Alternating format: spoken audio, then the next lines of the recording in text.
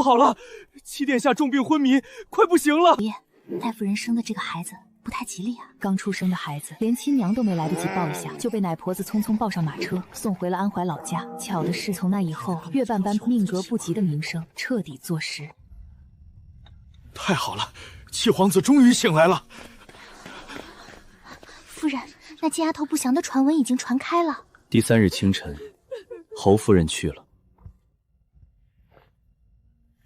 而岳斑斑在安怀老宅过得连个下人都不如。4岁起，他就被赶去后院干粗活，挑水、劈柴、洗衣、扫地，手上常年生着冻疮。好不容易长到16岁，老宅的人正准备把他许给一户不靠谱的人家，偏偏这时京城侯府要他做药引了。于是侯武病了，大夫开的方子要他取走药，原主被折腾几次后，人直接陷入昏迷。再醒来就是现在的岳。没想到这贱丫头还能回京啊！往后不会找我们麻烦吧？回京也好，至少不会被安怀老宅那帮人给卖了。临走前一天，老奴还听说他们已经谈好了一户人家，那家的儿子是个傻子，想娶个媳妇儿传宗接代。虽说二小姐您被称为不祥的人，但那户人家的意思是，等生了儿子就去母留子。您毕竟是京中侯府的，别看侯府现在不认您，兴许将来会认孩子。且就算不认，他们也觉得在安怀那个小地方会很有面子。那家跟老宅谈好了，您嫁过去，他们出100两银子，老宅很满意。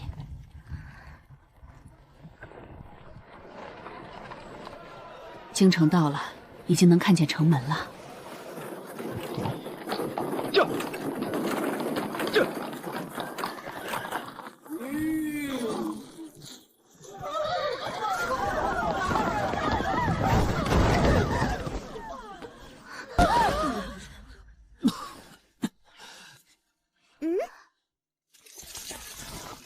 七殿下，您没事吧？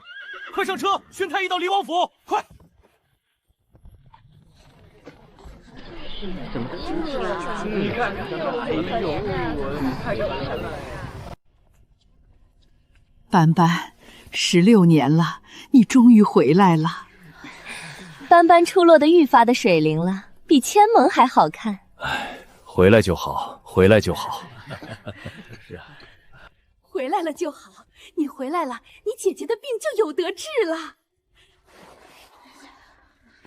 是啊，是啊。斑斑，你可一定要好好吃东西，只有你吃得好了，才能多多产血。要是没有你姐姐的这场病，你也没有机会回到京城。你要懂得感恩。快，现在就去取吧，别耽误时辰。能为大姐姐做药引，我是十分乐意的。可是我一路奔波，风沙大，吃了不少土，现在的药引也是不好的。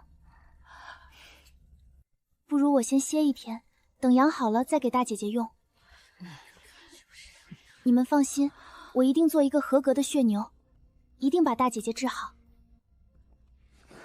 快，带二小姐下去好好歇着，是个懂事的孩子。快，带她回房休息，今日就吃猪肝，多吃些。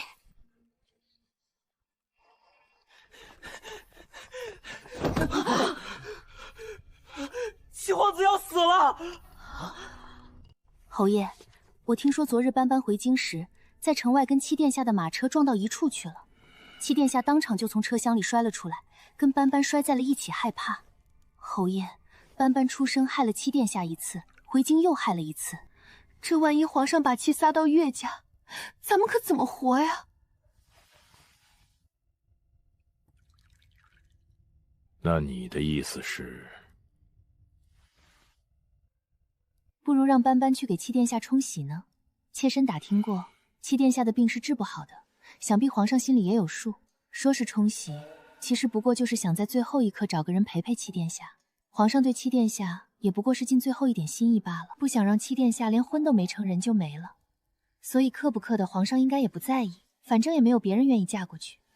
这种时候，如果岳家把斑斑送过去，皇上一定会感激岳家的。妾身都是为了岳家着想，都是为了侯爷好。你最是善解人意，当年要不是你及时提醒，怕是皇上早就记恨上安远侯府，咱们也没有如今这般日子。只是送斑斑去冲喜事小，千武治病事大呀。斑斑要是进了离王府，那可就真的取不出血来了。千武的病固然重要，但是对于妾身来说，侯爷更重要一些。千武的病咱们可以再想办法，妾身却绝对不能冒一点让侯爷出事的风险。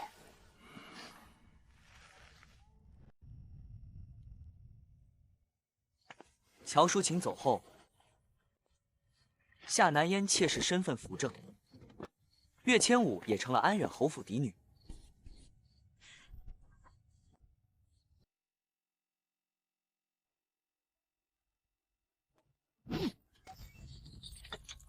岳景荣这是诚心想把朕的儿子给克死，他安的是什么心呢？这个安远侯，朕看他是不想当了。其实让岳家的孩子嫁过去也好，京中传了这么多年说那个孩子克重华，这次偏巧两人一起回京，还撞到一起了，想必也是有缘。且就当个奴婢送到离王府去服侍着，反正重华这个病太医院也没法子了，就让他们两个有始有终，也算料了这一世孽缘，这样下一世就不会再继续纠缠。皇上觉得臣妾说的对吗？臣妾也是心疼重华这孩子，从小病到大，好歹最后的时候身边有个伴儿吧。天顺帝思虑过后，便拟了圣旨赐婚。岳斑斑，过来沐浴，你身上都臭了。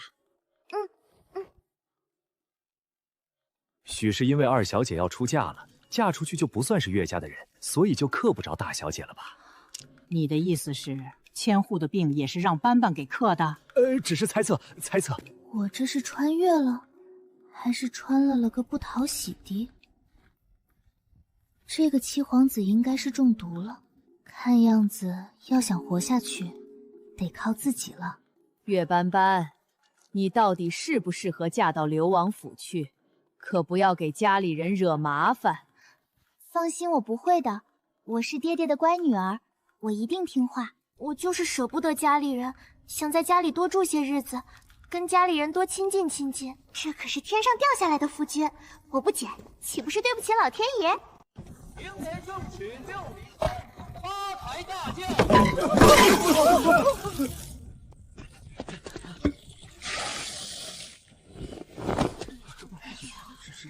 这岳家的二小姐果然如传说中一般，专克离王府啊！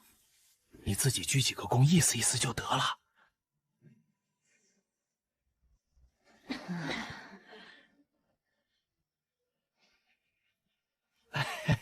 新人入洞房喽！这成亲是真成亲，但是圆房可圆不得，七殿下禁不起折腾，懂吗？别跟没见过世面似的生往上扑。我们殿下长得好看是不假，但他说到底还是个病人，你得懂事儿。放心，我一定懂事。得趁着殿下还有一口气在，赶紧留下个一儿半女，这样也算后继有人了。宫里的瑾妃娘娘后半生也好有个寄托，要不然这人日渐憔悴，连皇后娘娘看不下去。那也不能为了留孩子不顾七殿下的死活啊！太医院说七殿下没救了，咱们考虑下一代吧。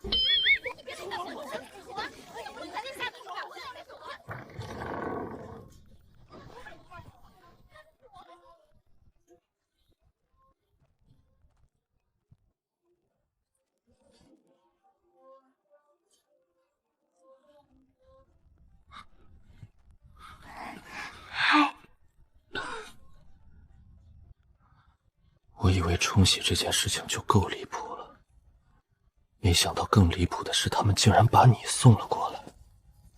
啥意思？瞧不起我，还是怕我克你？并非瞧不起你，更不是怕你克我，只是觉得他们不应该信什么克不克的传言，更不应该因此耽误你一生。怎么就耽误我一生了？你可知嫁到离王府意味着什么？我命不久矣，不知还能坚持1天2天，还是3天5天。总之太医说，就是这几日了。但终你这一生，都只能留在这离王府里独自生活，不能再嫁人，不能再享天伦之乐，伴随你的只有积极，以及皇家的冷漠无情。你确定要过这样的生活吗？你说的都是真的吗？我将会一个人生活在这座府里，除了下人，再没有人跟我说话。皇家冷漠无情，不会理我这个冲喜来的儿媳。我也不能再回到娘家去生活，不能轻易见我的家人，我也不能改嫁，不能跟别的男人成亲生子。这些都是真的吗？是真的吗？怕了吧？也罢，虽说京中盛传是你克我，但我不信那些。总归咱们还是有缘，我也不能害了你。你若是后悔了，我这就叫人去跟父皇母后说清楚，咱们这桩婚就算解除。你把嘴给我闭上，不要成为我奔赴美好生活路上的绊脚石。好不容易遇上这等好事，我还没等享受呢，你就要退婚，美的你！你说这是好事？废话，不是好事难道是坏事？不用嫁嫁，不用生孩子，没有人在我身边磨磨唧唧招人烦，我也不用整天面对公婆立规矩，到时候整个黎王府都是我的，我想躺着就躺着，想坐着就坐着，想吃什么吃什么，想干什么干什么。对了，朝廷会按月给我拨银子吧？一定会的。怎么说我也是黎王妃，我要是过得太寒酸，皇家脸上也没有光。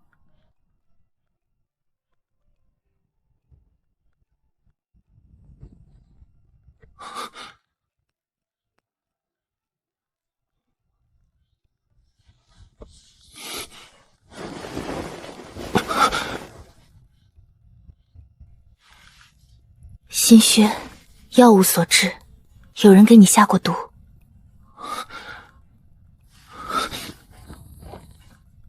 筋骨没事，但是下肢水肿厉害，这腿都变形了。你应该经常会有心慌气短的症状，全身乏力，严重的时候站都站不起来，只想躺着。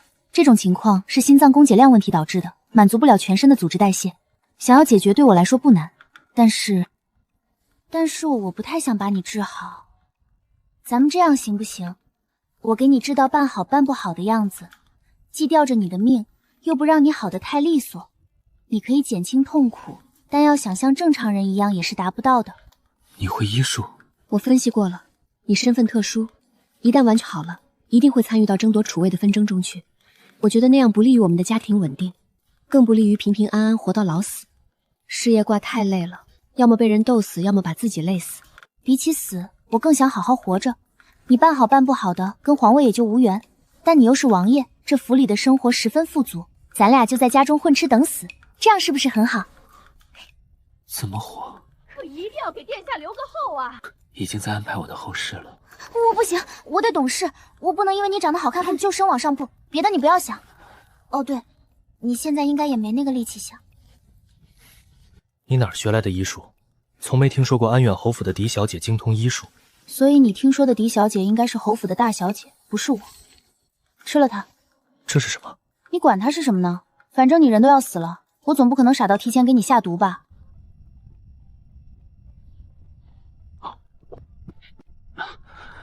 我渴了。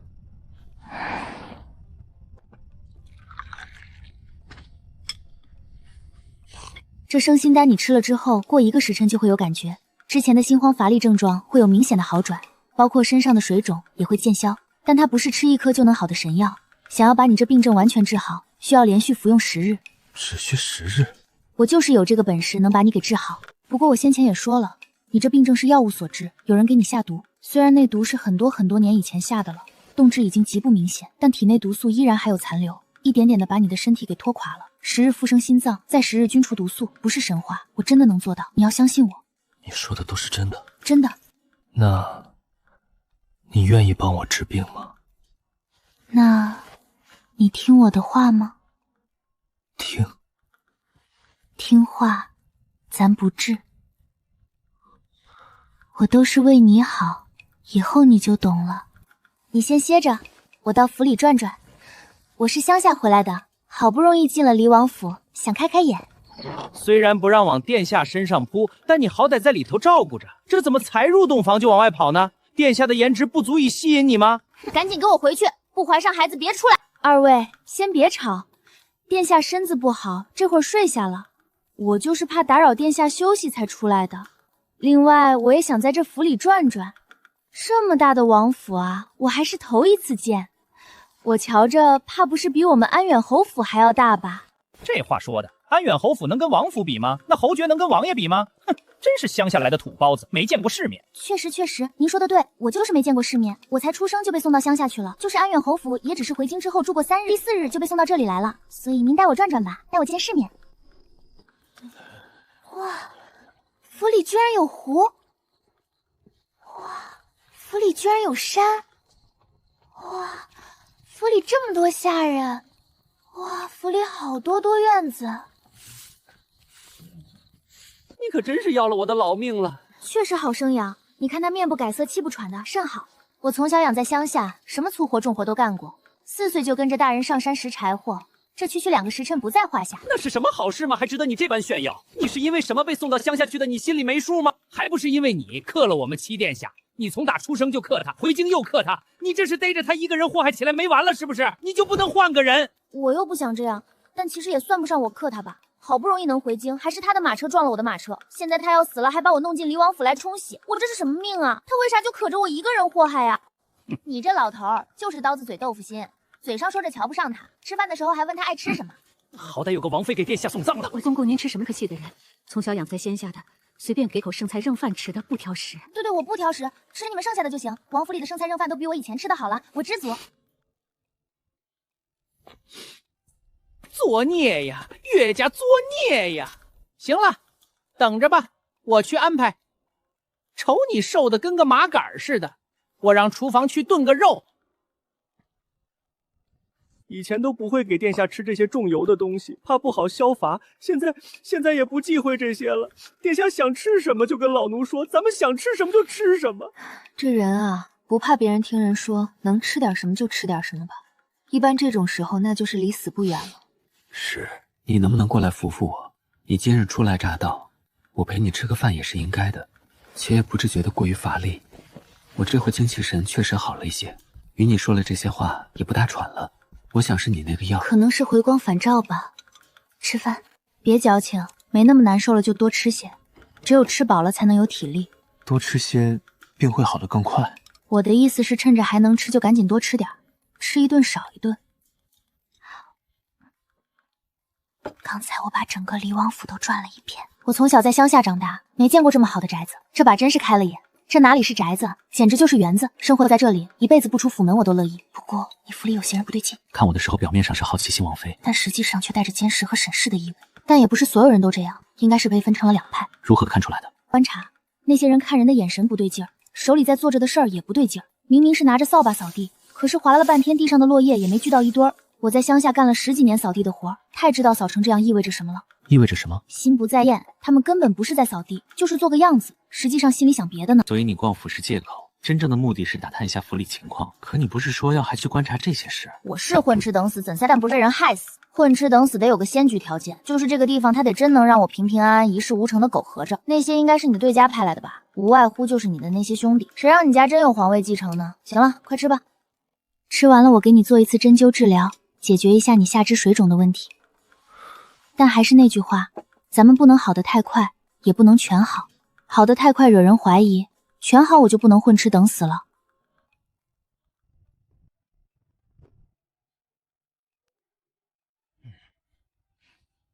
天都要黑了，你该回宫了。今晚我就住着看到皇后娘娘有命，不是，一定要我亲耳听到新王妃跟七殿下圆房。皇后娘娘还有这嗜好呢？你要听房啊？皇后娘娘到底想你活还是想你死？我不是背后说皇后小话啊，我就是想把几位重要人物的立场先整明白，知己知己比嘛。我自有一子身子虚弱，母妃着急上齐，多数时候都是皇后娘娘在带我，不是生母更胜生母。那就是好的，那可能真的是想留个一儿半女，有个心理寄托。可惜啊。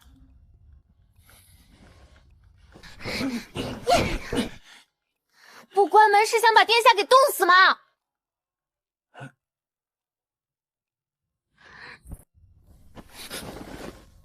干什么？你不脱裤子，我怎么给你施针？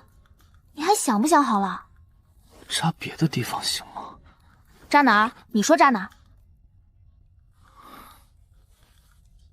你腿部缝肿严重，不消肿的话，就算病治好了，这双腿也要废了。你放心，干我们这一行的什么没见过，能够做到目不斜视的。那你倒是看着针啊！你看我干什么？哦，对，看针。好，我看针。你先擦擦口水。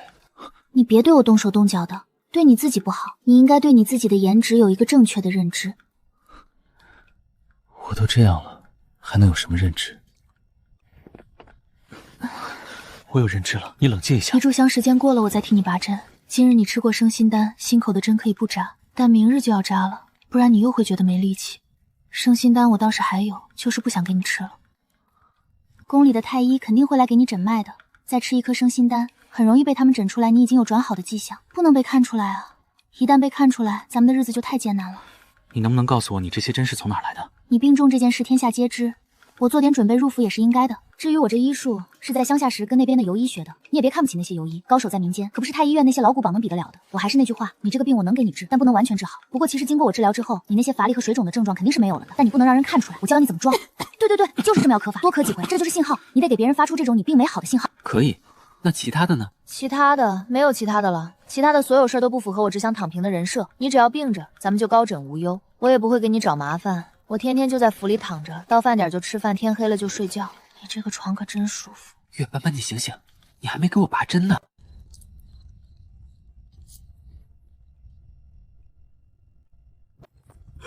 月斑斑，我跟你说了那么多，合着你这是一句也没听进去啊！可怜我们七殿下还病着，你这也太没人性了！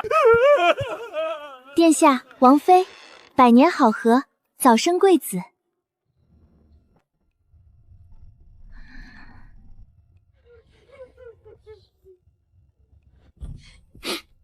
奴才把王妃挪到外间去吧。无碍，就让她睡在这儿吧，也是个可怜的孩子。殿下今日精神不错。哦，王妃说是回光返照。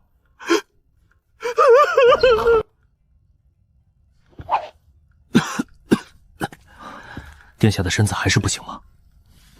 虽然还是不大好，但似乎比前2日强上一些。那看来是冲洗有效，恭喜齐殿下。那个皇上说了，如果殿下实在不大好，这些折子就让属下拿回去；如果殿下身体好了些，就把这些折子留下。明日殿下批完，属下再来取。齐殿下依然不大好，但好在也没有往坏里发展。要是能一直这样，也算是维持住了。就是想要再好一些，还是得出京去泡泡汤泉。畅春园的汤泉对这个病症有很好的疗效。等本王好上一些的，再做打算。哎，他们回去之后是跟谁交差？哼，鬼知道，反正不能是跟皇上和皇后交差。你是不是有病？哪有人大婚第2天还穿喜服的？那我穿什么？你从家里出来没带衣裳吗？你那个奶娘呢？她奶娘她的嫁妆箱子里没有衣裳吗？你还愣着干什么？赶紧给她换上啊！全公公，不是不给王妃换，实在是岳父真没给她带衣裳，倒是有从仙下穿回来的那一身，可是那都破了，实在穿不得了。你从家里出来没带衣裳吗？你那个奶娘呢？她奶娘她的嫁妆箱子里没有衣裳吗？你还愣着干什么？赶紧给她换上啊！全公公，不是不给王妃换，实在是岳父真没给她带衣裳，倒是有从仙下穿回来的那一身，可是那都破了，实在穿不得了。岳家连衣裳都没给她带，岳家人太过分了。那岳景荣脑子是不是进水了？她可是王妃，王妃！你还知道她是王妃呢？既是本王的王妃，那为何府里没有给她准备衣裳？裁缝已经到府上了，就在外头候着呢。因为婚事办得急，咱们也是昨儿才见着王妃一面，没来得及准备。你跟她去量衣裳吧。回头先买几件成衣穿着。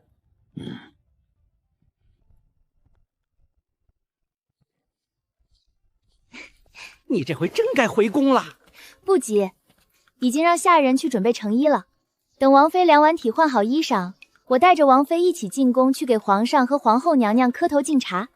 干什么去？去给皇上和皇后娘娘敬茶，这点规矩不懂吗？那新媳妇进门，第2天不都得去见公婆吗？我们姑娘出生就被送走了，老宅那边没有人教她这个。不是有没有人教的事，主要是我一个冲喜的王妃，还用走这种流程吗？你还想不想好了？你怎么这么不上进呢？别的王妃一成亲，那是巴不得赶紧进宫去认公婆，那可是皇上和皇后啊！你可倒好，居然不想去。想当年大殿下成亲的时候，王妃还没等进门呢，就在晋王府门口冲着皇宫的方向跪了下来，给皇上和皇后娘娘磕了3个头，叫了声父皇母后。二殿下成亲之后，王妃次日天还没亮就到宫门口等着，一路3拜9叩进了宫。不但给皇上和皇后娘娘奉了茶，连当日的午膳都是王妃亲自准备的。三殿下的王妃最是擅长女红，这些年没少给宫里的主子们送亲手缝制的衣裳，那上头的绣环都是双面绣，据说是打小练就的绝技。要说努力，还得是户部尚书家的嫡小姐。为了将来能嫁给4殿下，那是隔3差5就往宫里跑，见着宜妃娘娘直接就叫母妃，还给宜妃娘娘跳舞，把宜妃娘娘哄得都快拿她当亲生女儿了。这么卷的吗？你现在不是岳家的弃女了，你是正儿八经的离王妃。虽然你昨天晚上，但是太医说殿下的病没有加重，还说算是维持住了，那你就是有功的。嫁到了离王府，咱们就是一家人，做奴才的就得为主子打算。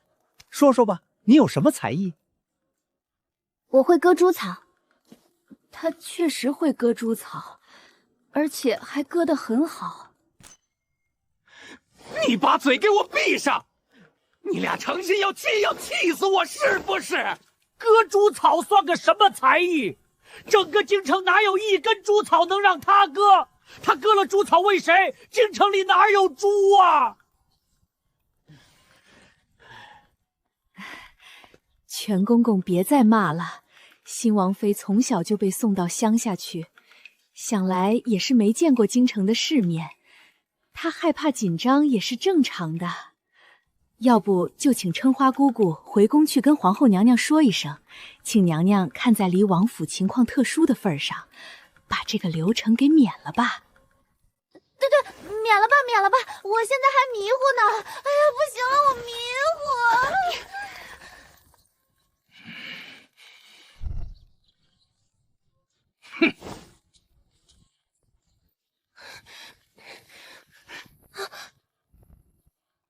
又怎么了？他不想进宫去给皇上和皇后娘娘敬茶。冲喜的王妃算什么正经王妃啊？刚才那个婆子都说不用去了。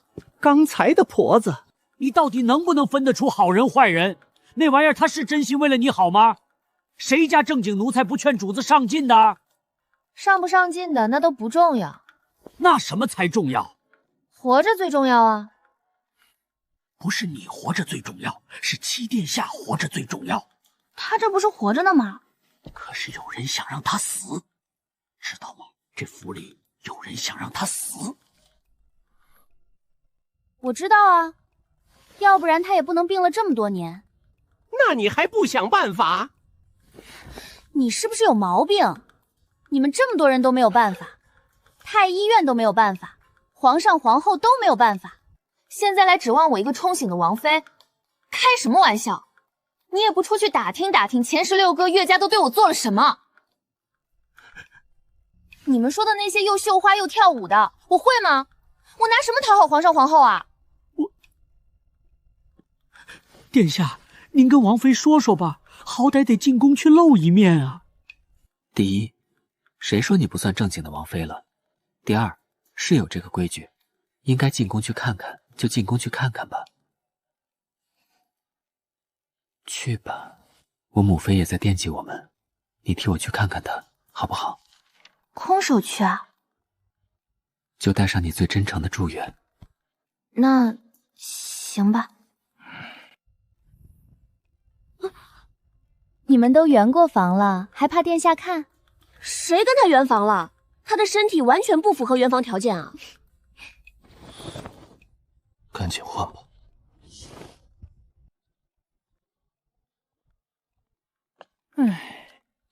长得是挺好，就是人傻了点儿，怕不是个美丽的小废物吧？全公公慧眼如炬，说的全对。你说这是不是就叫物极必反？人人都说岳家那个孩子克华儿，可没想到嫁过去之后，华儿的病竟然稳定住了。这喜还真让他给冲着了，就冲着这一点，朕得记他一功。记谁一功？记岳家那孩子，还是记你亲爱的叶贵妃？秋雨，你说什么呢？咱们现在说的就是岳家那孩子，关贵妃什么事儿？哼，别以为本宫不知道，让岳家孩子嫁到离王府这件事，原本你是不同意的，后来是叶梦舒说了几句，你才点了头。所以这事儿你到底是为华儿着想，还是单纯的为了听叶梦舒的话？我听他什么话呀？朕做事一向对事不对人，这事儿跟贵妃无关。哼。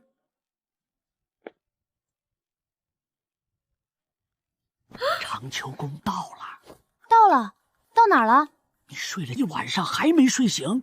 我要真睡了他一晚上，现在估计还躺着起不来呢。皇上和皇后娘娘都在吧？瑾妃娘娘到了吗？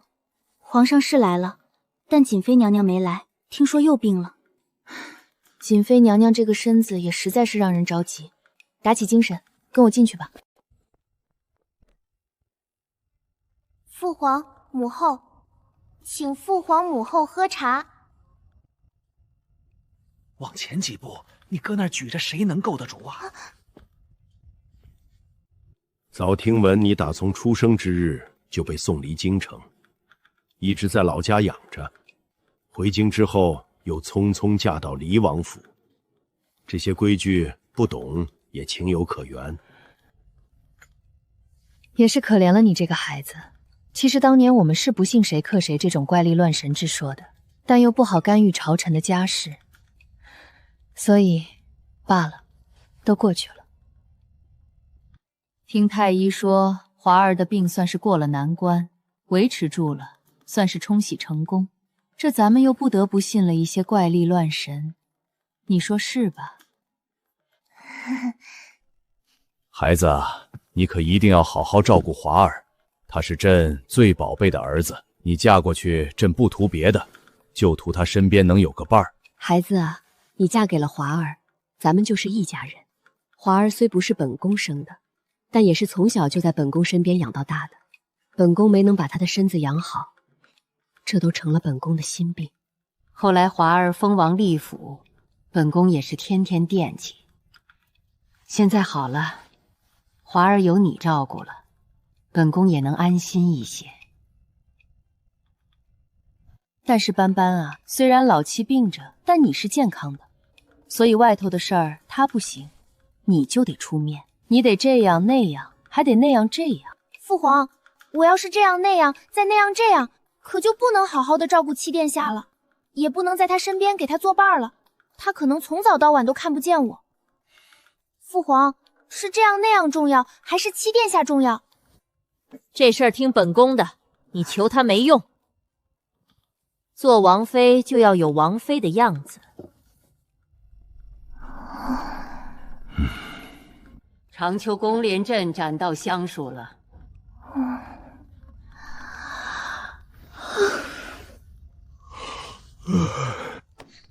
怎么了？怎么了？散朝了吗？秋雨，你这个脾气得改，动不动就拍桌子可不好。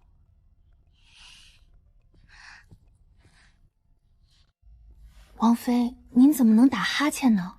你怎么能跟皇上一起打哈欠呢？还不快点跟娘娘请罪！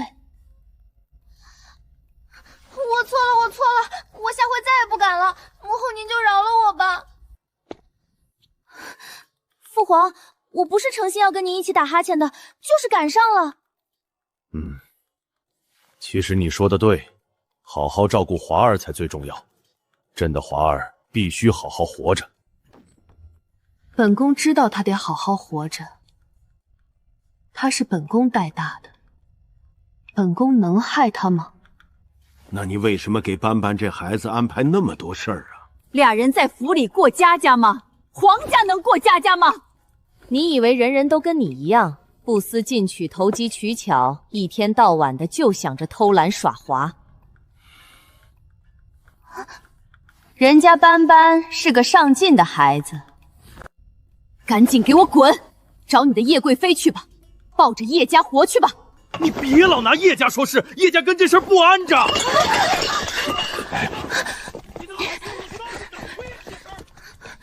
王妃没吓着吧？别怕，常有的事儿。皇上这会儿嘴硬，晚上还得来哄娘娘。这么多年，他就没赢过。不过王妃，这事儿也怪您，您第一天来听训，怎么还能听困呢？那哈欠一打，搁谁不气？我说我不来，你非让我来。行了，不怪您。长秋宫暂时不能待了，奴婢带您去锦绣宫看看瑾妃娘娘。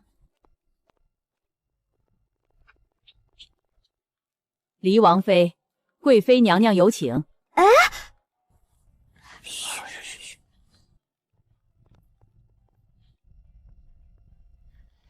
到本宫这里来，不用这样客气。本宫今日能借众长华的媳妇，心里很高兴。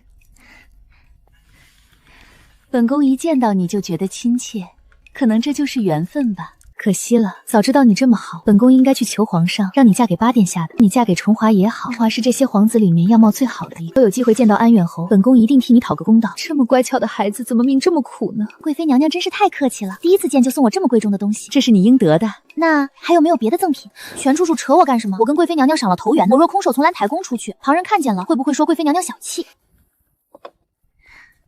一定要好好跟七皇子过日子，要把黎王府照顾好。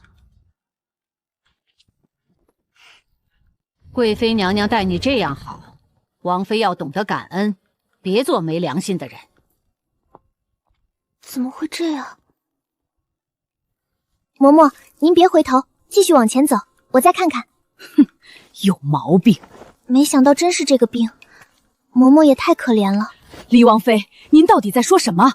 我说嬷嬷病得不轻，再拖下去可就麻烦了。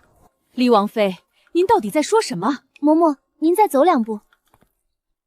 哎呀，没错了，一样一样的。什么一样？有些话我不知当讲不当讲。讲。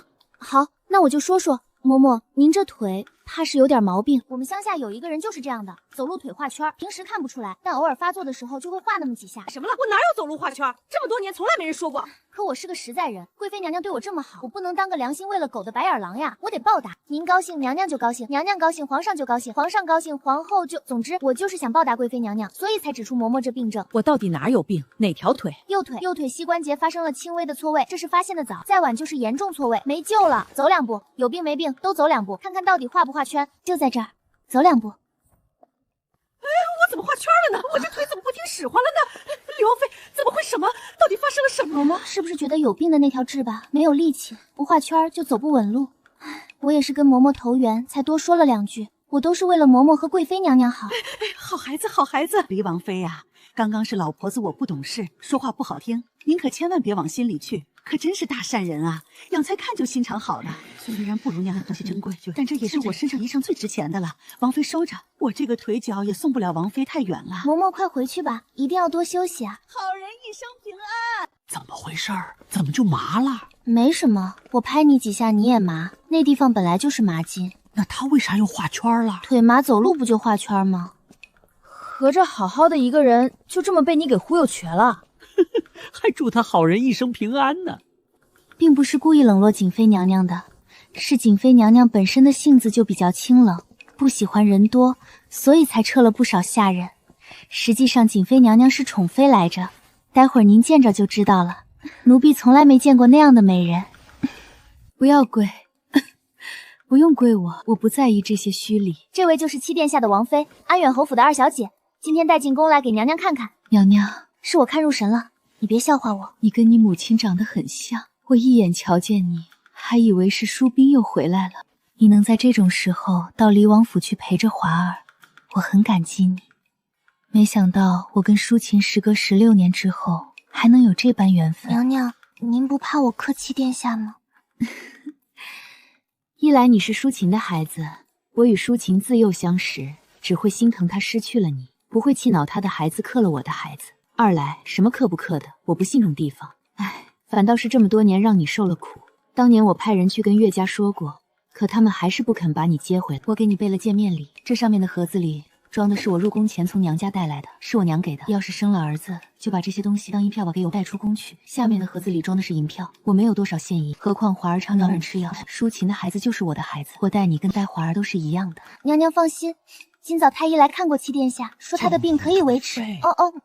母妃放心吧，我一定能把七殿下照顾好的。淑琴都没听到你叫她一声娘，我现在却能听见你叫我母妃了，我心中实在欢喜。还是都长大了就有自己的造化，您把身体养好，也能替他解心宽。母妃能明白我的意思吗？明白。以前皇上和皇后娘娘也总这么说，但是我都没听。不过今日你说的我会听，因为别人说上天也是华儿一个人在黎王府生活，但是你说不一样，你是真的能在黎王府陪着他，所以我愿意听。算你有良心，知道好好的跟瑾妃娘娘说话。瑾妃娘娘实在是太可怜了，以后你要常进宫，多陪她说说话。的价钱，今儿你也没少赚，见面礼也不算愉快，银子是得了，还见了3位娘娘，却没有一个人留我吃个饭，我都快饿死了。这皇宫也太大了，我得走了2万多步吧？为什么娘娘们都住得那么远？皇上来来回回的不累吗？也不是所有娘娘都住得远，主要是这几位。瑾妃娘娘喜静主动要求住远处，皇后娘娘跟叶贵妃一向不怎么和睦，皇上怕俩人打起来，所以干脆让他们住得远些。真是麻烦。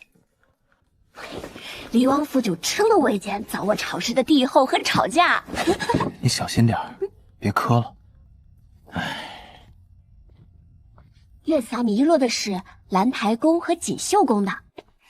月斑斑，你什么意思？你别告诉我是殿下要吃这些玩意儿。昨日公公问没有喜欢吃的东西，我想了一晚上，都写了下来。熊掌、鹿尾什么的是不可能有了，但我瞧面上这意思，你可能是爱吃肉。等着吧，晚上给你整个大肘子，记得再炖个乳鸽枸杞汤，我补血。退下时把门关紧。脱裤子。下次你能不能直接说扎针？脱裤子，扎针。大男人脸红个什么劲儿？我都不脸红，你脸红。但凡你在这种时候少拿那种流氓看民妇的眼神看着我，我都不会脸红至此。你就是小气。今日我去见瑾妃娘娘时也是这么瞅她的，人家都没说什么，大大方方的给我瞅。你倒好，多瞅你几眼就不乐意。就是现在这个场面略显尴尬。我怎么不尴尬呢？正因为你不尴尬，尴尬的就是我。见着母妃了。你跟瑾妃娘娘长得可真像，她说我跟我母亲长得也像，还说他们认识很久，是很好的朋友。我第一次听说起我母亲，心里也是高兴的。哦，母妃，你放心，母妃的病没有大碍，我今天握到她的脉了，她也答应我会好好养身，不再因为你的事违心。你也一样，保持好心境，病自然就散得快。好，他奶娘啊，你也得多劝劝你家主子，能吃能喝是好，但不上进是真不行。今日皇后娘娘还特意提了这个事儿，她得往心里去啊。一定劝，我一定劝，一会儿等他吃完饭我就劝。这个吃相也不行，哪有侯府的大家闺秀是这个样子的？我让他改，我一定让他改。看吧，病的是七殿下，不是你，你是可以走路的。你这个做下人怎么一点眼力劲儿都没有呢？七殿下他是病人，他那个病累心，还没力气起不来。你说我总在他面前天有多蓝地有多宽，跟龙人说这首曲子有多美妙，不信你听听。跟走不了路的人眼前显摆自己长了腿，那不是什么往人肺管子里戳吗？你怎么这样呢？王妃还是心肠好，心肠真好。命是苦了点儿，心是真好。在安怀老家的时候，后院的猪整天不动弹，他都能赶着走2步，生怕猪吃太多被人宰了。要不要请太医来看看？那要不要吃点什么？多喝热水吧。我装的还像吧？挺像的，我差点以为是真的。不用怀疑自己高明，我现在基本已经不渴了，就是走久了还有些乏，但也没有大碍。水肿全消了，今日起不用再针灸了。就是太医院隔3差5来看诊这件事，得想想办法。你现在的情况装给远处的人看还行，太医近身看病就容易露馅，你说呢？你说的对。那日我进宫，听着皇后娘娘话里话外那个意思，跟叶贵妃很是不睦。所以你说我们有没有理由怀疑，你当年中毒也是叶妃动的手？你才来了几日就能想到这些事情，何况那么多精明之人。所以是不是他？不是，一眼就能被拆穿的行为，叶贵妃是不会做的。不是那种明面上她总是温温和和、笑脸迎人。是吧？那天还拉着我的高开记得领回了搬着馅儿的喜剧。外表看上去没什么，但是珠子只要一砸，就能看到麝香粉粉夹在珠子心儿里酱臭花。他这是防着你，怕你有后。那你还日日带着，赶紧摘下来。没事儿，害不着我也害不了你，我心里有数。而且这么好的东西扔了怪可惜的，想个办法让它变现，就是变成钱。变现是什么意思？可不能出去坑拐骗啊！你看我像坑蒙拐骗的人吗？再说我也不想有弊，你家的府部门对我来说就是个结界，别说出去了，我靠近都不带靠近他半步的。是我哦，我们家。那你想怎么把这珠子变成钱？等着。我给你演。昨日你同我说叶家的小夫人怀孕了，3日后又恰巧是她生辰，叶府要为她办一次生辰宴，庆祝双喜临门。我想过了，玄姑娘您说的对，我得有个离王静的样子，府的生辰宴我是得去的。只是我手头没有多少能拿得出手的东西，想来想去，就只有这个手串最值钱。我想叶家的小夫人得到一件贵妃娘用过的物质，一定会一直带着的。公公记得再替我备套新衣裳，等着瞧吧。在叶府寿宴之前，叶贵妃肯定会派人来把这珠子要回去，但她又是一个要面子的人，不能直接拿什么。岳家人知道你这么厉害吗？我厉害吗？不，我不想厉害，我只想躺着。今天我还没躺着呢。3日后你真的要去叶府吗？要不怎么办呢？自作孽不可活啊！感谢你这么多年照顾我们王妃，王妃能在乡下平安长大，你功不可没。今后离王府一定对你好。你该不是怀孕了吧？殿下呀，您可受苦了啊！生这么重的病，岳家这孩子他没人性啊！岳斑斑，不是，我没怀孕，我就是把书给我拿走，别让我看见。可你现在是离王妃，堂堂皇子正妃，不学习你怎么你好意思吗？全公公，劝人学习天打雷劈。你这是歪理邪说。他不想学就不学吧，也不是所有王妃都得是一个模样。殿下，您不能这么护着他，会害了他。您看，那你将书放下，回头本王亲自教他。我读给你听，好不好？读什么呀？我又不是真的想看而已。咱们现在这样不是挺好的吗？看这些书干什么？再说，你瞅瞅他拿过来的这些书，哪本是有益于我进步的？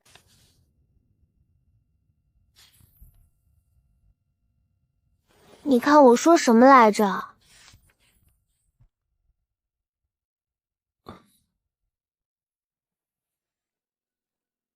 那天在宫里被你忽悠瘸的那位嬷嬷亲自来了，腿脚还挺利索。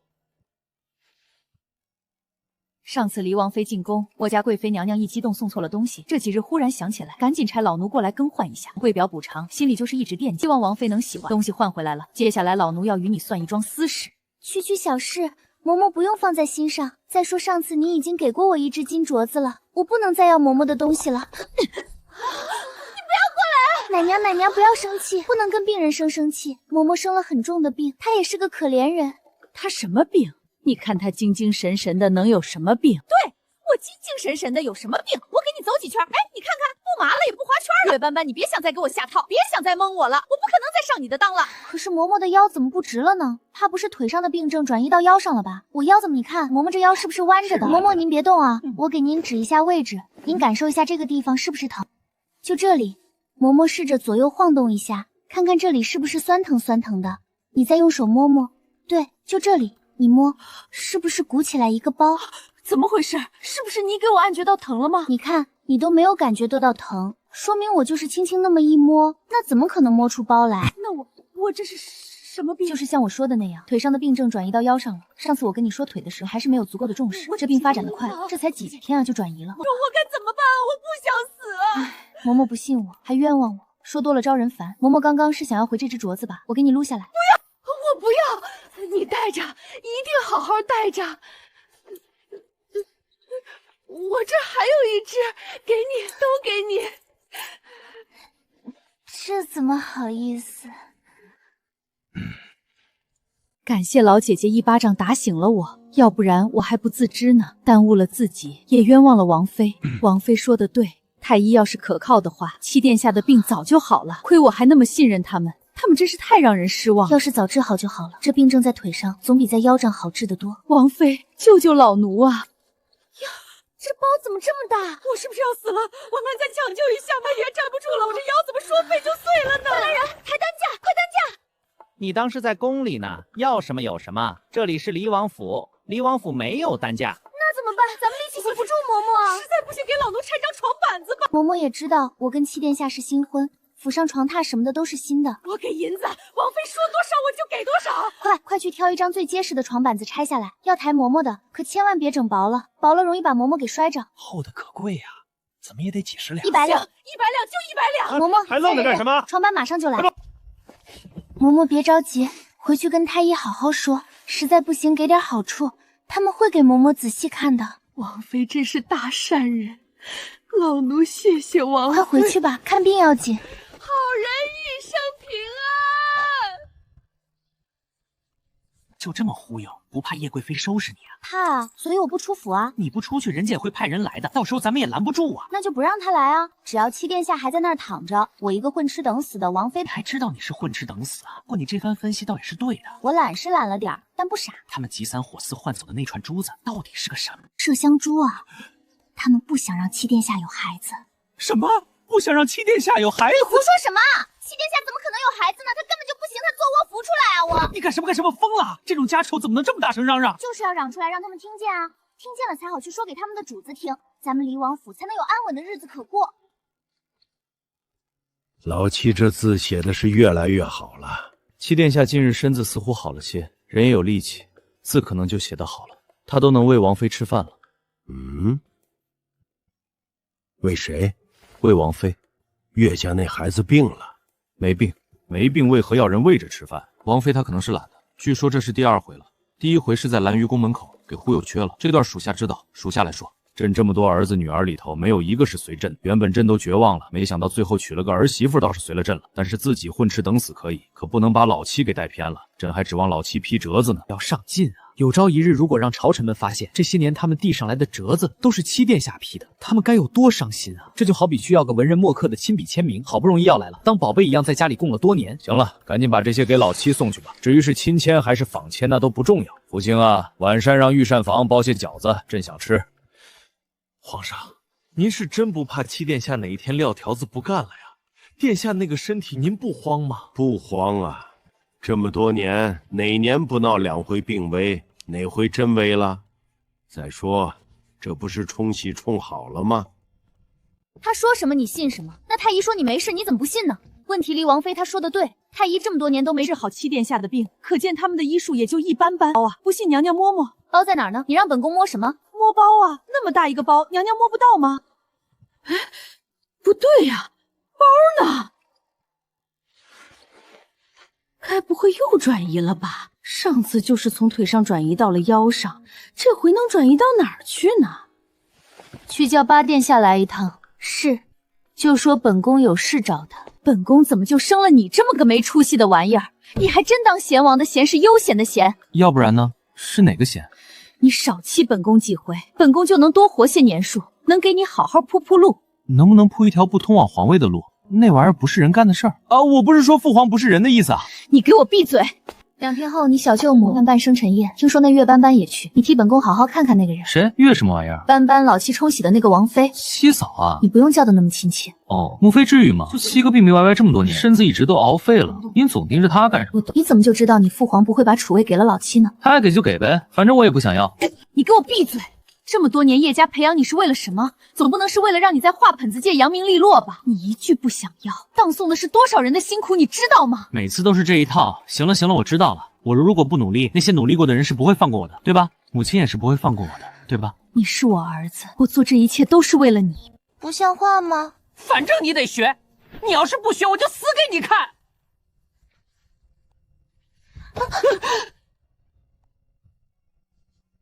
哎呀！要不别学了。王妃没有这个天赋。我们王妃总不能什么都不会吧？学道菜吧。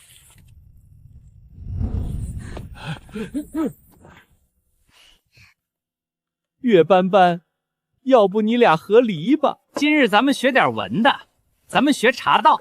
这么的，咱们抛铜板来决定今天学还是不学。是那种抛到正面就学，抛到后面就不学的玩法吗？不是抛出去铜板摔碎了就学，摔不碎就不学。其实王妃挺努力的，本王已经教会她识字了。是吗？你给她读一下书名念什么？母猪的产后护理。这就是你找来的书。冤枉啊，殿下！老奴我也不识字啊，我也不知道是这种书啊。全公公说过，书都是从你书房里拿来的，但是这种书怎么会出现在你的书房？难不成你对这个领域感兴趣？当然不是，书房里书被人换过了。是什么人换了你的书？又为什么换你的书呢？无外乎是想我书房里摆摊有用的，是我这些年实在没有精力顾及那些事情，让许多人钻了空子。你记住，不管遇到什么事情，你都不要埋怨自己，要学会责怪他者，那样会比较痛快。你明日就要去叶府了，我给你讲些叶府的事，你也好有个心理准备。毕竟现在我跟你生活在一起，他们保不齐在害的过程中把我也给害了，我得防着点。没有查到，父皇查了10几年都没查到，也只有你说是中毒。怎么可能？你可以质疑我的人品，但是不可以质疑我的医术。对了，你身边有高手吗？有时招呼一声出现的这种。暗卫，他们往我府上安插人进来，根本事情无法制止。直到你觉得这样的病好些了太苦，现在还来得及。不苦啊，总比在乡下吃不饱强。至少王府里有吃有喝，我想躺着就躺着，再也不用天不亮就起床，天黑了还要洗衣的烂。何况我只是主动想摆烂，也不是等于想害我。就从这座离王府开始，一点点的把障碍扫平吧。今日多带些人吧，我第一次出门，人家都有丫鬟婆子的陪着，我身边就跟老太监柔细弱呀。那你想怎样？咱们府上把你奶娘带上。奶娘跟我一起在乡下待了16年，对京城这种大场面早就陌生了。就让这2位嬷嬷也跟着吧。我是女子，身边还是应该有嬷嬷照顾着比较方便。全公公，您说是不是这个理？殿下放心让那2位跟着吗？放心。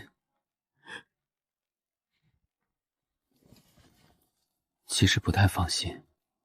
你这是瞧不起我。我不太放心那2个嬷嬷。王妃慢点，小心脚下。能到叶府来串门的，肯定也都是京城里有头有脸的。快看快看，那就是给七殿下冲喜的王妃，岳家最到现在的妓女，这都是我生气啊！他们说他们的，我又不能肉了，少块肉了，你都没错吗？那你不生气吗？我没别的意思哈，就是给大家提个意见，如果真有什么想法的话，欢迎到皇上或是我父亲跟前提。您是谁家的小姐？您又是谁是谁家的？还有这位头上扎个绿头花的，您说您扎个什么颜色的不好，非得绿的，多晦气啊！这位夫人贵姓？这位夫人看着不像正妻啊！哎呀，不用说了，这人太多，说了谁家的我也记不住。大家都是来参加，生辰慢点啊，那就别在这站着了。哎呦，这裙子怎么这么长啊？小心啊，里面请，里面请。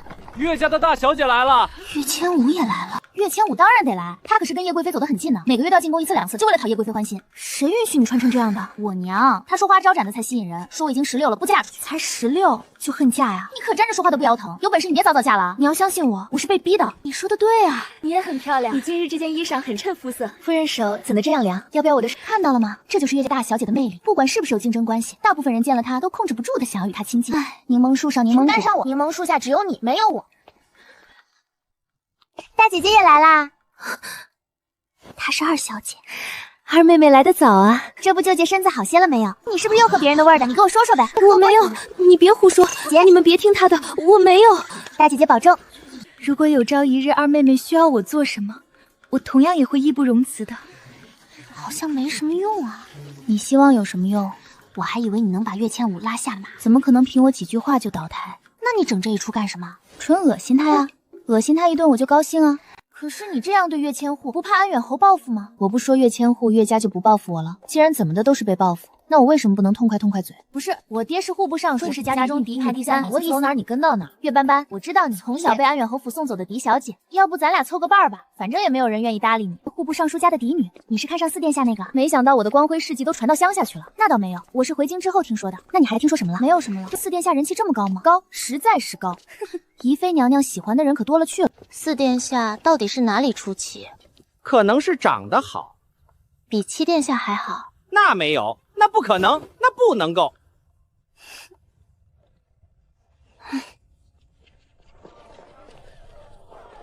试问天底下除了瑾妃娘娘，谁还能有咱们7殿下长得好？他对7殿下多少有点个人崇拜，你别往心里去。他说的没错啊，这天底下的确是没有人比7殿下长得好看啊。可惜7殿下身子不好，总感觉活不长久，要不然我一定改到锦绣宫跳舞去。这是怎么回事呢？大年宫宴那会儿，那帮女的几番嘲笑我，我一生气就把他们的花花肠子都给说了出来。展开说说，比如说李家的那个，她也喜欢4殿下，丢脸也得大家一起不丢才是好姐妹。后来我娘把我嘴堵上了，那些被我说中的人又哭又闹，我心烦，直接掀了桌子。失敬失敬，皇上没罚你？没罚啊，那场宫宴闹腾到挺晚，也不知道是哪个非说要陪皇上一起守岁，过了子时才结束。我瞅着皇上都困了，正好借着我掀了桌子这个点子，他当场宣布宫宴笑笑。反正我没挨说，就是回家挨了顿打。我爹打人挺疼的。你这样都能学得这么好啊？这可能就是传说中的天赋吧？真有这种天赋？有个屁！只有在背地里往死里努力，才能在表面上看起来毫不费力。那我们也努力，你自己努力吧，我不努力了，我只想当个废柴。你为什么不努力？我为什么要努力？为了那几个穿的比你还招风，谁家的？一个是吏部尚书家的，一个是右相家的，还有一个父亲只是个6品小官，她还是个庶女。那个呢，戴绿头饰的那个，什么颜色不好戴，非得戴绿色。礼部左侍郎家的也是庶女，审美有点问题，每次出席这种场合身上都带点绿，那可能绿色是她的幸运词。拉倒吧，之所以把绿色掀身上，是因为她爱慕9殿下。9殿下的名讳里有一个绿字，9殿下名叫江绿尘。这他妈谁给取的名字？听说是皇上。算了，当我没说。你再看那个人，他在瞪岳千武，看到没？他眼珠子都快翻出去了。还真是，那是礼部尚书家的嫡小姐，名叫蓝月玲，也是个有才艺的。跟岳千武斗了多年，可惜都没斗过。明明什么都好，就是总比自岳千武差了那么一点点，何必呢？是啊，何必呢？他们都学什么？学的可多了。总体来说是分文化课和专业课两方面。文化课就是读书了，四书五经都要读，要会作诗会写词。专业课呢，就是琴棋书画舞蹈一类的。反正听说蓝小姐卯时一到就起，亥时末才息。除了是这样，都赢不过岳千武。所以我说，天赋确实很重要。谁家好人喝药瘾啊？对，他一定是因为这个原因。蓝月玲可真倒霉，跟这种人较上劲儿了，太卷了，报了这么多兴趣班，打起来了。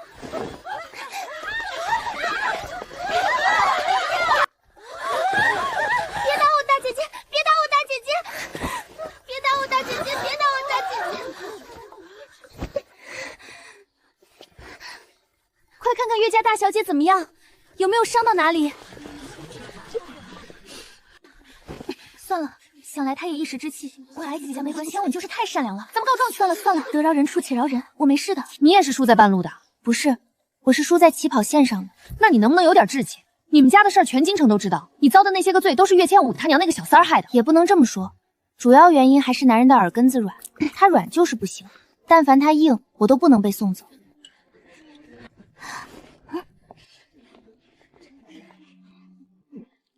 左相家的大小姐唐飞燕，所有人都知道她心意七殿下。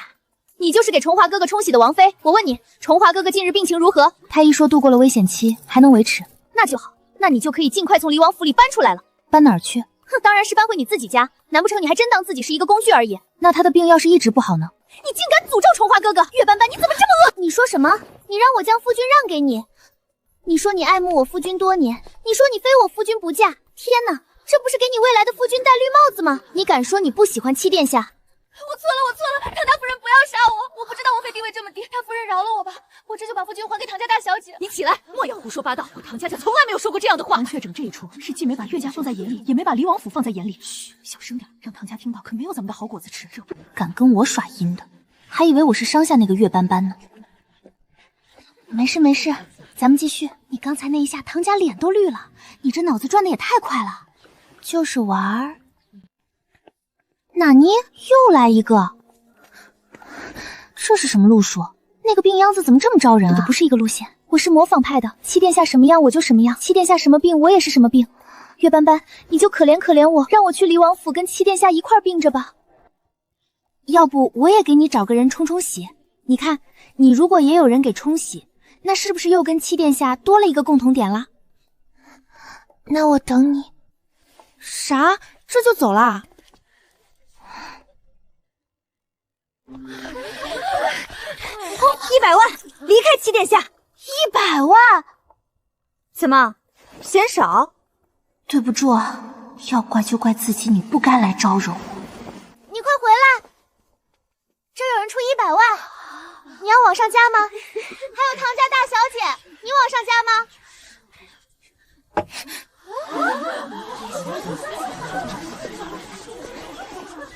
你看他凶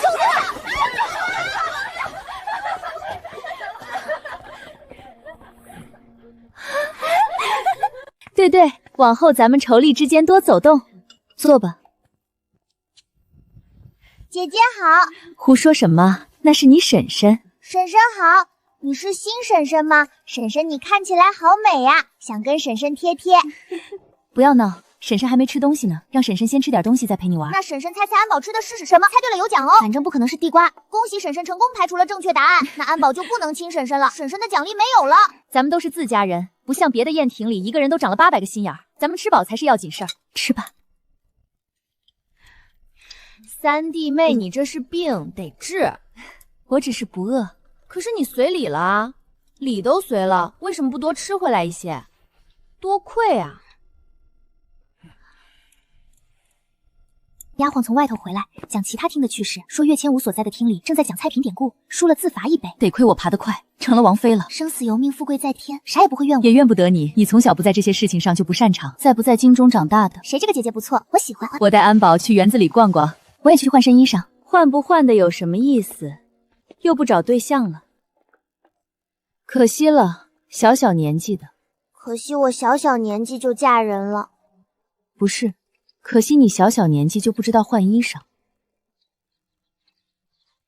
下人来传话，说女兵都去了梅园，岳家大小姐和唐家大小姐为首的小姐们正在作诗写字。不去。天菩萨，千万别喊我烧脑。斑斑，快走，梅园那边热闹起来了，岳千武和唐飞燕那帮人都在作诗写字呢。这姐姐也忒淡定了吧。我一向写字没有岳灵好看，此番又要丢篓了。岳大小姐不用放在心上，你已经那样优秀了，次次都赢，那岂不成神仙了？哼，马屁大圣。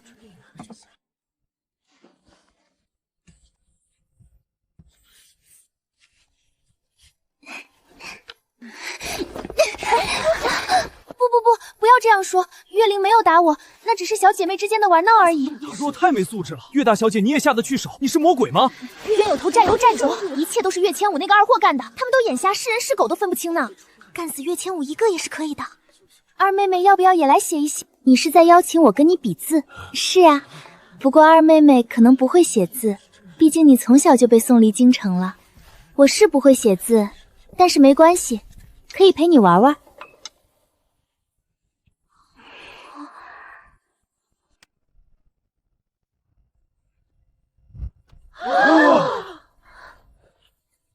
要不岳千武，你把鞋脱了吧，你用脚写。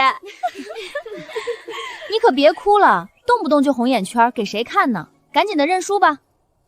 二妹妹是在安怀那边习过字吗？自然是学过的。我乃安远侯府正儿八经的嫡女，我母亲是安远侯发妻，父亲怎会疏于对我的教导？从我3岁起，父亲就为我请了启蒙师傅，专是为了让他安怀教导我功课。那师傅是给了重金。不可能，大姐姐，你这是什么意思？怎么就不可能了？你是想说父亲是那种狠心抛弃亲生子女儿，在乡下自生自灭的冷血无情之人？那才是不可能呢！但凡是个有脑子的人都干不出来这种事。毕竟我不行丢的是安远侯府的脸，他还会被人戳脊梁骨，说不会教导女儿。大姐姐，我们的父亲是一位情义的人，发妻跟妾抬妻位的后来者那是不一样的。无论到什么时候，哪怕是父亲100年之后，能与之合关的人也只有我母亲一个，所以父亲怎么可能会放任我不管？是家中很多事情也不是他一个人能说得出他算的，就只能暂时委屈我，希望我不要恨他。我怎么会怪他呢？他是我的父亲呀。对哦，岳斑斑才是安远侯府正经的嫡女，这样的才是明媒正妻，才算得上真正的当家主母吧。岳斑斑说的连血贤都算不上，将来都不配跟安远侯合葬的。这么说来，其实岳千武也算不上岳家真正的嫡小姐。今日临场发挥实在仓促，没有好好准备，写的不好，让各位见笑了。大家可以把刚才发生的事都忘了，千万不要放在心上。你是想让我们把你对岳千武说的话给忘了吗？我是想让你们把我会写字的事情给忘了。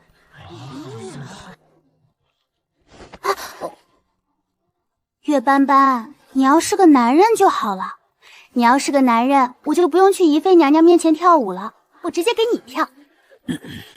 这位大姐，你今年有25吗？岳斑斑，你在胡说些什么？我今年才14岁。什么？竟然才14岁？那为何看起来竟像是27、8的样子？你这张脸是生来就这么成熟的吗？你看你这皮肤，跟10几岁的小姑娘比，完全没有弹性啊！我什么玩意儿没弹性？我没有。你捂起来是没有用的，总不能一辈子捂着是吧？只要手一放下来，明眼人一眼就能看出你的皮肤状态老化严重。不信你看看你身边这2位，他们跟你是差不多年纪吗？你看看他们多水灵，只有你的皮肤差了。手是女人的第2张脸，它比脸更容易出卖女人的年龄。你的日子过得好不好，在一双手上都能体现得出来。我知道你们都是大家闺秀，家中不可能让你干粗活累环活。那么在这种情况下，手的状态不好，可能就是你自己身体的原因。你们也知道，我打从出师背地里就被送到乡下养着了。可是你们看我的手，能看出来我是在乡下干了10几年粗活的人吗？你还懂这些？我父亲偷偷给我请的师傅可不止一个，还有一位女师傅专门教这些。女师傅还教会我一些美容养颜的配方，我自己调配出有针对性功效的花果茶，喝了之后对女人很友好，像皮肤老化、色斑、茶疹和热水都可以去除。是。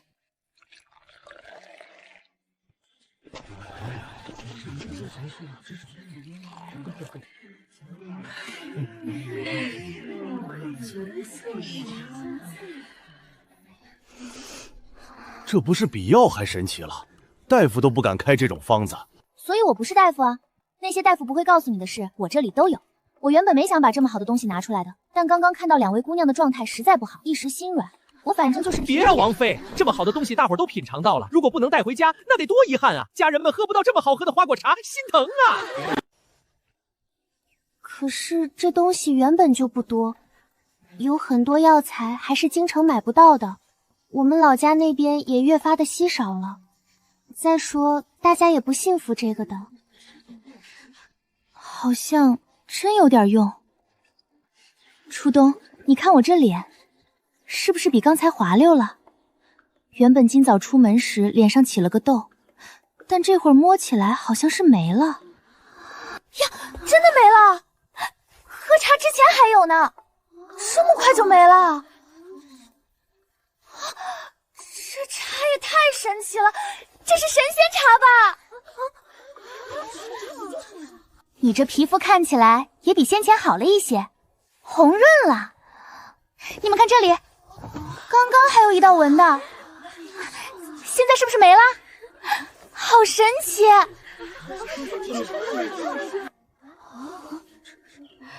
好像是比之前好了，人也显得好看了，似乎有些弹性了。你卖给我吧，我买，我也买。别管有没有他说的那些个功效，至少这玩意儿好喝呀！就这一小盏，我一直在回味，这味道是以前从来没尝到过的。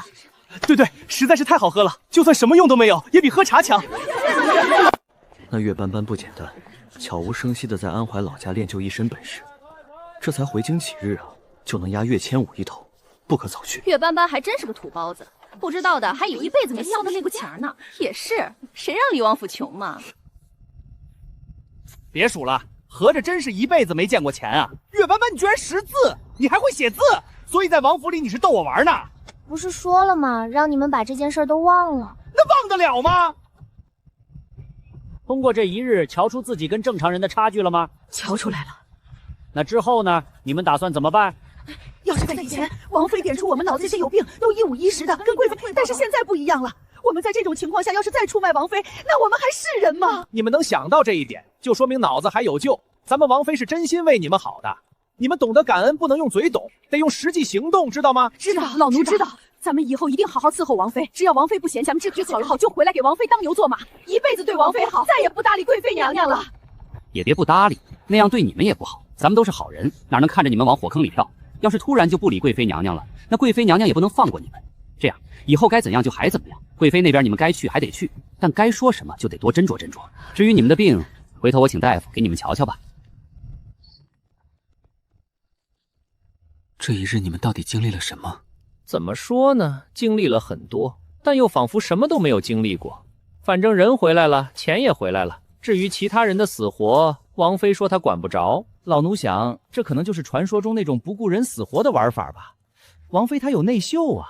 那送礼了吗？不算送，只不过是叶家小夫人买我们的东西，给打了个8折。不过，王妃，你确定那些东西咱们府里有？确定啊。搁哪儿呢？我告诉你。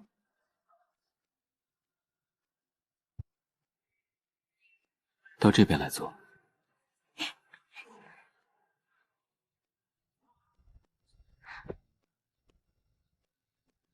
你卖了什么东西给他们？这些银票都是你这一日赚的？对啊，我厉不厉害？厉害。我们斑斑真是太厉害了。确实厉害。德全批评我来着，一是说我识字，但却骗他说不识；二是觉得我今日在叶府太嘚瑟了。你怎么想？不能说嘚瑟，只能说你做事有自己的主意。我相信你不是一个冒失的人。之前你在入府第一天就把整个离王府都逛了一圈，也成功的发现了其他势力安插进来的人。那么今日之事，我想你一定也有自己的安排与打算。只是，你能不能与我说一说？我去这场生辰宴是迫不得已，一切都是那串麝香手涮引起的。但我自认为与那贵妃娘娘往日无冤，近日无仇。就因为嫁给了你，她就这么害我，我不干，所以我设计让她自己把珠子要了回去。但叶府我也不得不去了，我就想，好不容易出去一趟，也不能白折腾，总得看到点什么。于是今日我不但看到了叶府，也看到了京中许多人。既然这些人是我早晚都需要认识的，那我认为，与其日后一个一个的认识，不如借着这个场合一起都认识了更快一些。我的立场是，大家最好都能和睦相处。让我能在离王府里平平静静的过完一生，但如果有人想要打破这份平静，那我也不能吃这个闷亏。我可以摆烂，但我不能让人欺负着摆烂。今日他们针对我了，那我就坑他们一笔银子。至于岳千武和岳家，哼，就算他们不来招惹我，我也是要跟他们讨一讨这16年的公道的。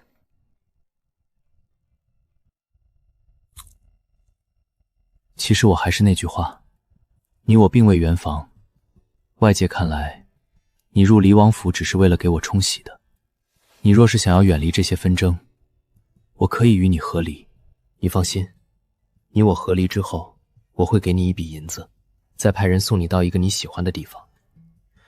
至于岳府那边，我会请父皇母后为你挡一挡，将你的户籍从岳府迁出来。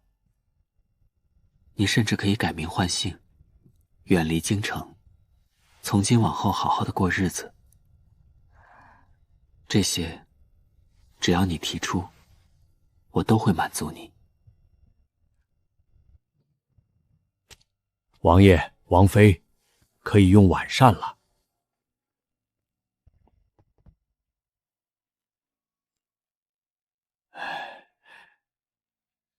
在叶府吃饱了。岳斑斑，天凉了，你要不要过来睡？男女授受不亲，我们是夫妻。我是冲喜的，不算。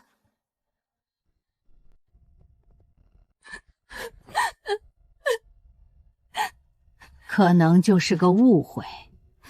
景荣这些年对你怎么样，你心中有数。对千武，那更是像眼珠一样真实着。他怎么可能偷偷去管岳斑斑的？再说，你在老宅那边安插了人手，别以为我不知道。你的人这么多年一直盯着岳斑斑呢，他学没学东西，你自己心里没数？就是因为有数，才觉得老爷做的太绝了。我安插过去的不过是些丫鬟婆子，他们有几个本事能盯住什么呀？老爷权势滔天，他要是想偷偷做点什么，那我就是安插多少人手也是防不住的。母亲，我不是小肚鸡肠之人，斑斑也是老爷的女儿，老爷就是要把她接回来，我也是没有意见的。我只是伤心，我们夫妻这么多年，他做事却背着我。我没关系，我本就是妾台的妻位，我不怕被人捉脊梁骨，但千武是无辜的。但凡斑斑他是个懂事的孩子，他都不应该在那样的场合让他的长姐下不得台面。我真是想想就心难受，那对千武来说是多大的屈辱啊！母亲，我没关系的，我都可以忍。母亲千万不能因为这件事情着急上火。至于外面那些戳脊梁骨的话，大不了我以后不出门了，就听不到了。我们这么懂事的千武，为何要受这份罪啊？你去叫安远侯。是。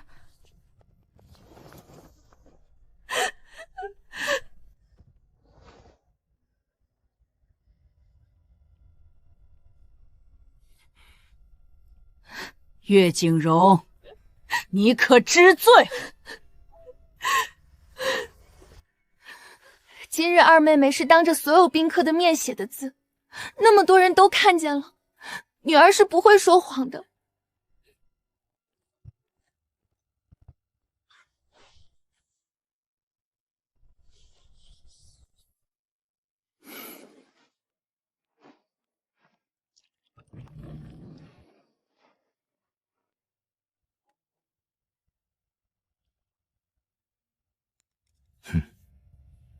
明日起，每日早膳也做些肉菜或肉饼之类的。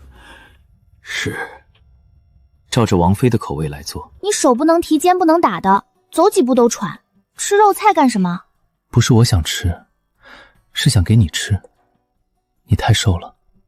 我瘦吗？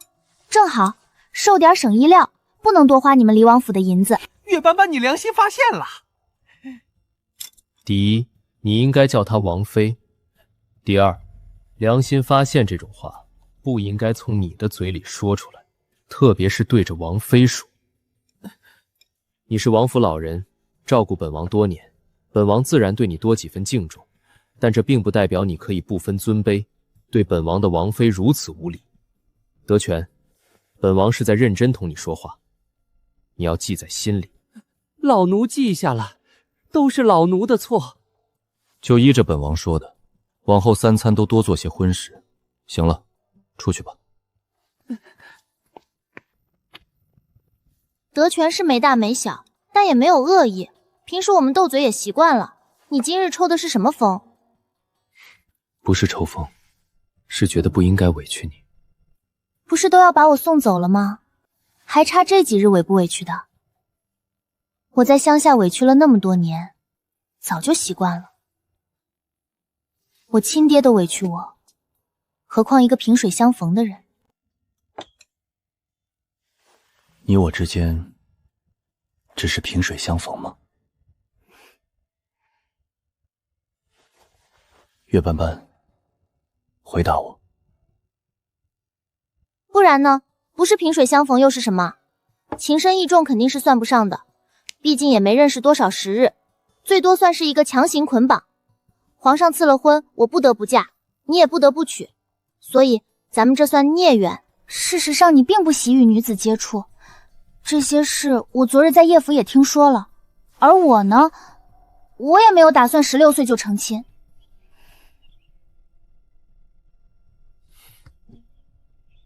你在生我的气？没有，我生你气干什么？生得着吗？我又不瞎啊，看出来了。可是你为什么要生我的气呢？你打算什么时候送我走？今天还是明天？送你去哪里？你不是说我们可以和离吗？斑斑，我不是诚心想要把你送走，只是怕委屈了你。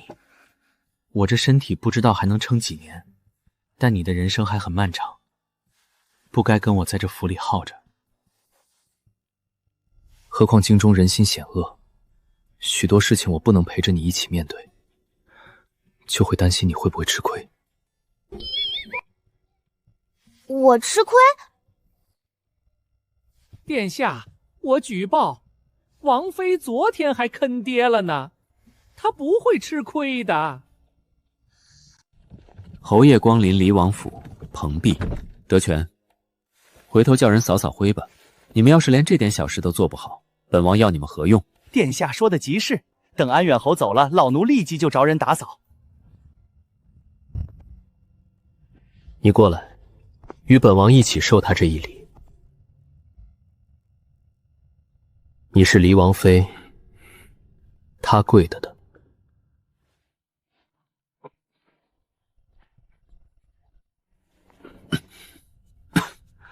安远侯，请起吧。如今岳父与本王也算亲戚，不必多礼。不敢不敢。你有没有闻到这屋里有一股子奇怪的味道？好像是不太对劲。你说这是什么味儿呢？不是人的味道。岳斑斑，安远侯直呼我大名，看来是一点都没将东福皇室放在心上。这里只我一人也就罢了，我不同你计较，但七殿下也在呢，你这是在打谁的脸？微臣没有打谁脸的意思，只是想问问这个女儿，本侯何时请了师傅送去安怀教导她功课？安远侯是不是病了？不然为何记性这么差？没听说安远侯病了，可能也不是记性差，是不想承认吧。其实没关系，父亲，这里是离王府，不是安远侯府，没有大夫人在，您不必怕。你们到底在说什么？本侯又在怕什么？自然是怕大夫人呀。父亲惧内，别人不知道，我还不知道吗？打从我3岁起，父亲就派人到安怀去指导我功课，所有的一切都是偷偷进行的，就是怕大夫人知道了会生气，会同你闹起来。我理解父亲，但也心疼父亲。你确定是本侯派去的人？岳斑斑，听闻你会写双手字，想必定是有人指点过，但你又如何断定那人是本侯派去的？是那个人同你说的？父亲真是健忘，当初是您亲自去的安怀啊，就在我3岁那年。父亲想想，那年我还小，但已经记事。我清楚地记得父亲抱着我说，这辈子最对不起的就是我和我母亲，说你忘不了我母亲。奈何家中那个姨娘下世是个阴毒的，设计送走了我，连带着害死了我母亲。说你只要一想到这个事儿就恨她，但是又不能跟她翻脸，因为她帮你，如果不把我送走，就将我克妻殿下的事弄得满城皆知，到时候不信皇上不往心里去，不信皇后娘娘不恨你。你说你也是无奈，你得保岳家，所以只能舍了我。但你不会真正的放弃我，因为我是岳家你唯一承认的嫡女，就算流落乡下，也要好好的教导，不辜负我那可怜的母亲。刚刚我对父亲态度不好，父亲别怪我，因为我觉得父亲对外不肯给我好脸色，我得配合着父亲把戏演下去，不然大夫人又该跟您闹了。但后来我又觉得那样做不对，父亲对我那么好，我不能连声父亲都不叫。殿下，你说对不对？16年前，本王4岁，确实在斑斑出生那一日病情加重，但是后来缓了过来。安远侯还进宫探望过本王，当时你说的那番话，本王也记得清清楚楚。安远侯当时拉着本王的手，说你对不起本王，说你新出生的小女儿克了本王，请本王不要生那个孩子的气，他才出生，什么都不懂。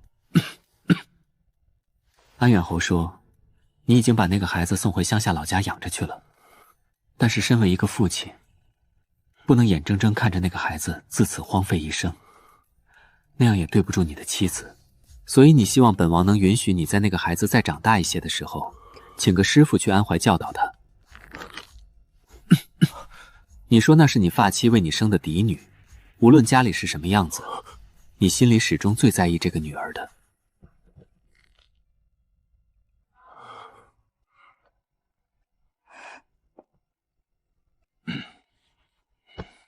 本王当时也小，不懂那些事情，什么克不克的，本王不在意，只是听你说起这件事，也觉得那个孩子实在可怜，就点了头，答应了你的请求。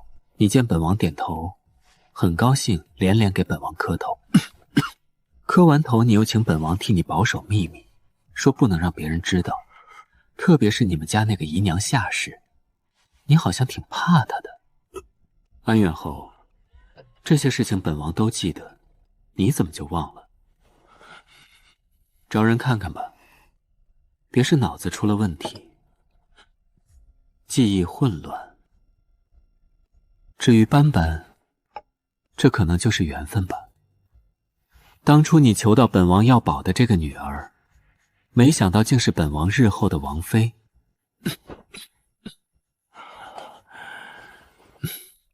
好了，安远侯，本王体力不支，实在说不动了，你回吧。父亲一定请个大夫好好治治，您正值壮年，可不能就这么糊涂了啊，那还怎么为皇上分忧呀？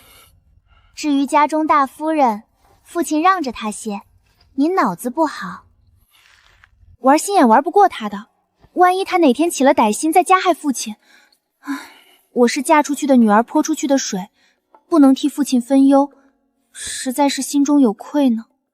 父亲慢走。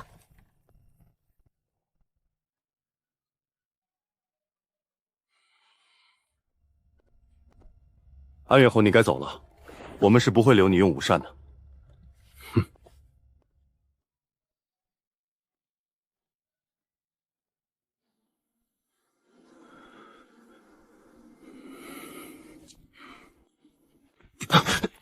侯爷慢点，侯爷小心。昨日王妃去叶府时，跟着一起走的嬷嬷也是下台阶的时候绊了一下，后来听说那嬷嬷脑子不好，似乎是生了什么病。对对，就是脑子不好，嬷嬷自己都承认了。全宫后那会儿还张罗着给请大夫呢，说是要好好治治，脑子的病可不是小事儿。唉，你说挺好个人，怎么得了这种病？谁知道呢？听说这种病一得上，恶化得很快，还会转移，严重的不出几个月人就没了。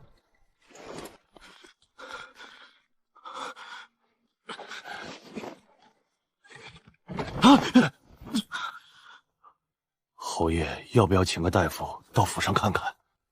你也觉得不对劲儿是不是？就算老天爷撒谎，我们七殿下也是不会撒谎的。所以王妃，您反省反省，是什么原因让我们七殿下变成了如今这副样子？是人性的扭曲，还是道德的沦丧啊？可能是你家殿下的隐藏基因觉醒了。我家殿下就是有隐藏基因，也是优良基因。怎么可能？皇家有什么优良基因？不都是勾心斗角上位的吗？这种事，兴许他下生就会。你别胡说八道！我家殿下天下第一好。你在内涵谁？你说谁胡说八道？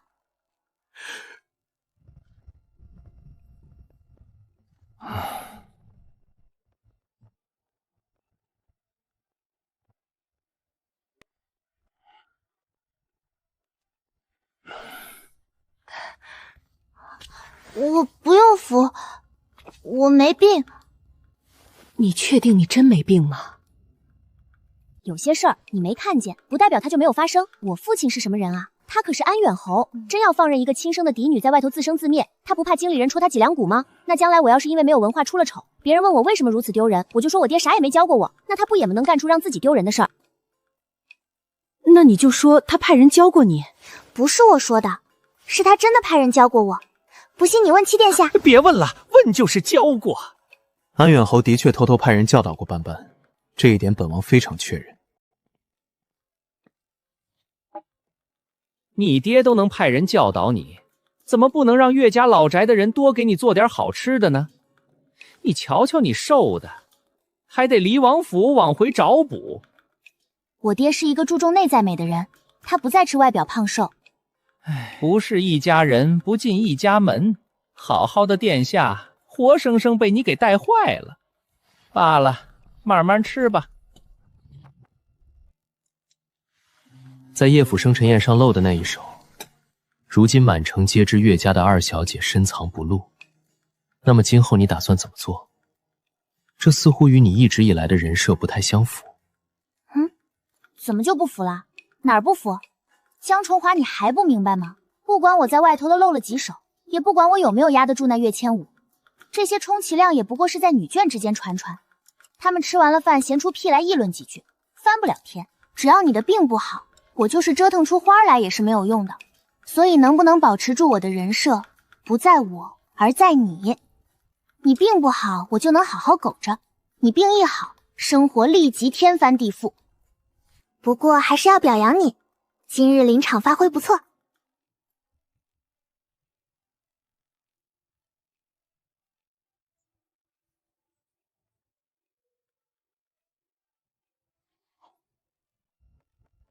谈谈感想，今日为何配合我做这一场戏？夫妻就该同心同德。既然咱们不和离，那就得把日子往好了过。我病着，不能让你夫唱妇随，那就只能是妇唱夫随，我都可以，我不介意。谁说不合理的？我说的，不离了。凭什么你说的就算？那你想怎样？想要让我留下来，总得有些表现，要不然你说让我走我就走，你说让我留我就留，显得我多没面子，搞得这个家像是你说的算一样。如何表现？美人计可不可以？你要是用美人计，那我就只能将计就计了。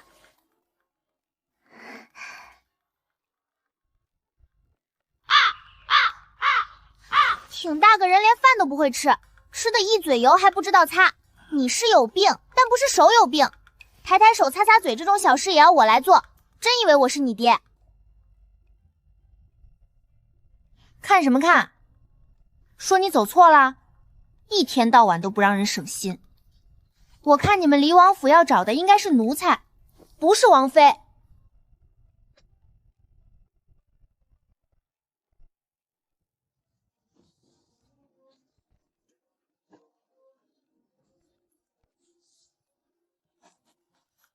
要不要找个专门的盒子收这些银票？可以找个带锁的。用不着，你得给我找一间空屋子。啥意思？字面上的意思。啥意思？要不全姑母跟我们一起看看大夫吧？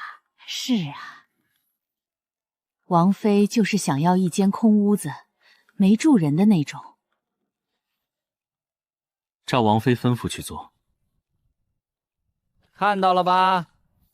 除了你们住的那个院儿，还有书房的这个院儿，再加上下人住的偏院儿，其余所有屋子都是空的。你该不会是想问问府里有没有别的女人住着吧？不好意思问有没有人住，就拐弯抹角的问有没有空屋子。府里有没有女人住，我嫁进来的第一天就知道了。我再跟你说一遍，我就是要个空屋子，我要做点事情，你给我找一间大一点的，离我们院近一些的。看到没有？这院子其实是给你准备的。王府有王府的规矩，殿下住的地方是殿下住的地方，不代表王妃嫁进来就能跟殿下同住。王妃有自己的院子，殿下想去自然会去，殿下要是不想去，或是去别的什么侧妃屋里，你就只能在自己屋里闷声待着。但因为你是正妃，所以你的院子离殿下住的地方还是挺近的。不过我们离王府比较特殊，谁让七殿下一直病着呢，就被你给钻了空子了。是不是我入府了之后，你家殿下活过来了？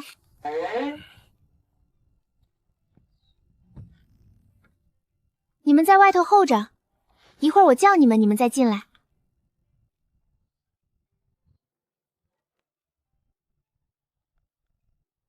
一要叫王妃，二不可以不尊重王妃。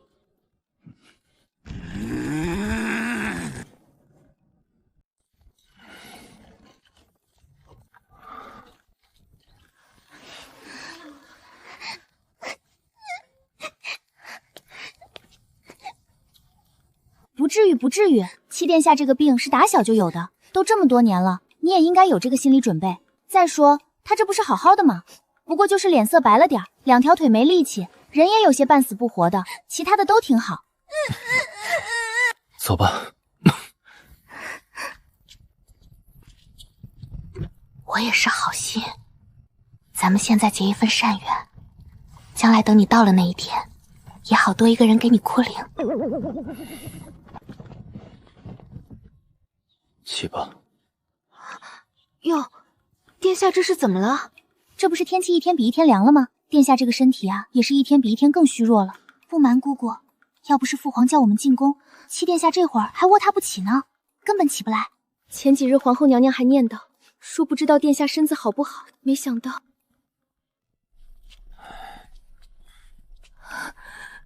没事，华儿这个病本来就是反反复复的，这会儿快入冬了，每年入冬之前她都不太好。没事的，挺挺就过去了。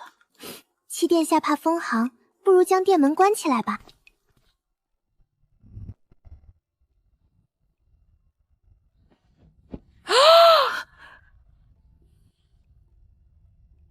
儿子没事。娘娘放心，殿下没事儿。一会儿喝点儿。喝点就喝点。本王这个身子，也不知道能不能熬得过这个冬天。你要是死了，我可怎么活啊？我不想年纪轻轻就守寡啊！传下去，七殿下不太好了。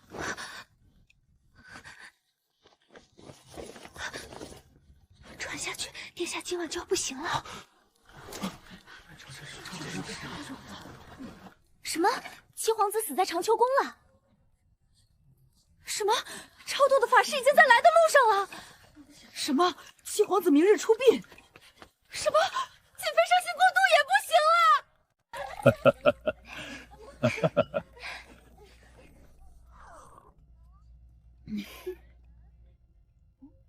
朕跟你喝酒，你老愁朕的妃子干什么？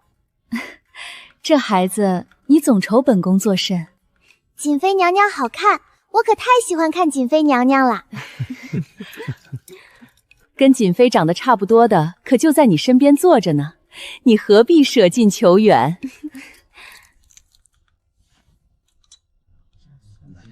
他不行，他不让我看。重华，你为何不让斑斑看？你可是觉得斑斑不好？重华，本宫没想到你竟是这样的人。虽然你是皇子，虽然你是东福国长得最好看的一位皇子，但是你也不能因为自己长得好看，你就瞧不上人家斑斑。重华，睁开你的眼睛，好好看看。人人都说岳家嫡长女名动天下，但是在本宫看来，斑斑才是岳家最好的姑娘，长得好，心长也好。所以重华，你到底是怎么想的？有这样的王妃日日陪伴身侧，竟还不满意？难不成你真想孤独一辈子？真想当什么老鼠子的神仙？哼，本宫不管外界如何说你，是神也好，是仙也罢，本宫只知道你是我儿子。本宫希望你这一生平平安安的，有个贴心的人陪伴，恩恩爱爱，和和美美。听明白了吗？听明白了。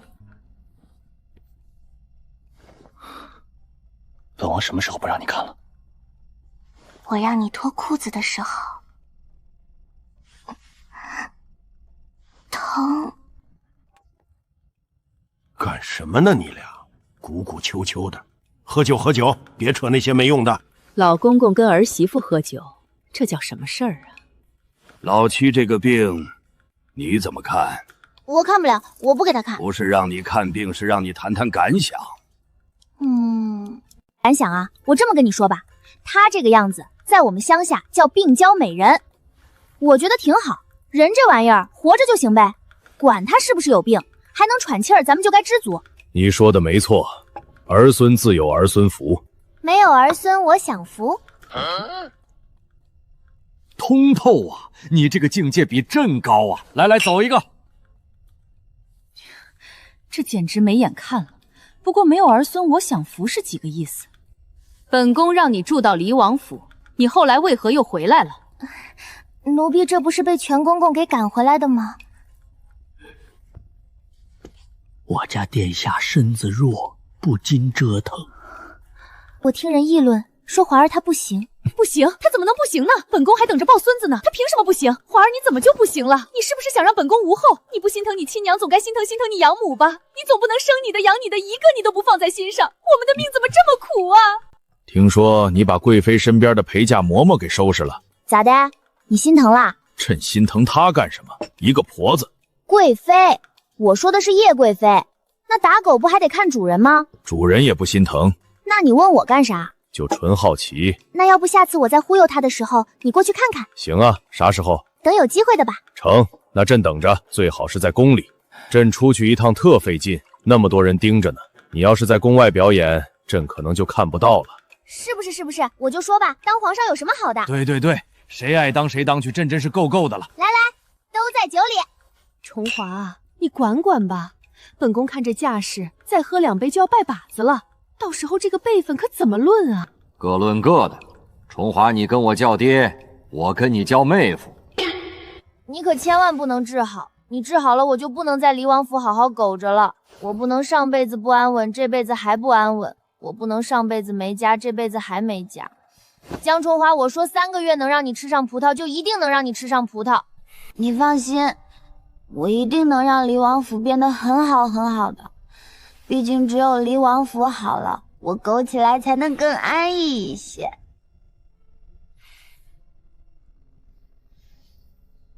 我既然来了，也不打算走了。既然不打算离开这个地方，就得尽可能让自己活得更舒服。你说对不对，江重华？你说对不对？快回吧，再不回，外头再进来人，本宫就要卖票了。去找一只大撵，让斑斑和重华一起做。是。你照顾着点斑斑，她年纪小，又是你父皇灌她酒的，回去你可不能说她。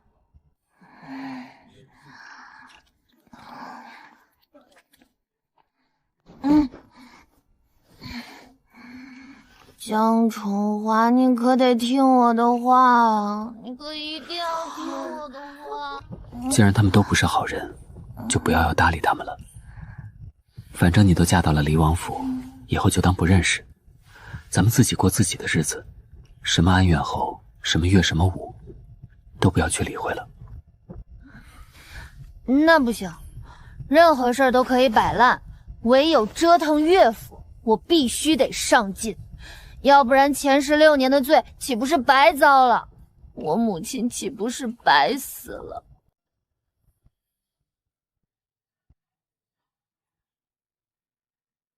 你说的有道理。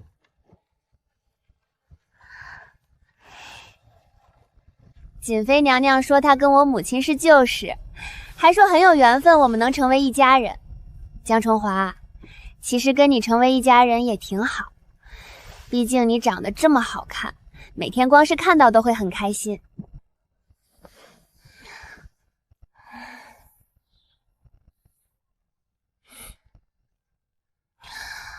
可惜了，可惜病了快20年，不太好用了。好不好用的，你试一试不就知道了。我为医者，我当然知道。不过你若真想好用，也不是不行。你求我，求我，我就给你治。我是不是很好看？前世今生，你是我见过的最好看的人，除了瑾妃。那有本事你一辈子也别给我治。怎么可能一辈子不治？早晚都是要把你给治好的。江崇华，那天我去叶府的生辰宴，有人给我100万两，让我离开你，我拒绝了。哦，为何？因为我自己会赚钱啊，我自己也可以赚银子，我为什么要他们的钱？就不因为点别的？还因为我要是离开了离王府，可能就要回到岳家。虽然我对收拾那些人跃跃欲试，但还是不太想跟他们日日生活在一起。我在离王府混吃等死挺好的，我不想再换个地方苟累。我赚了好多银子，我可以养你。好，你养我。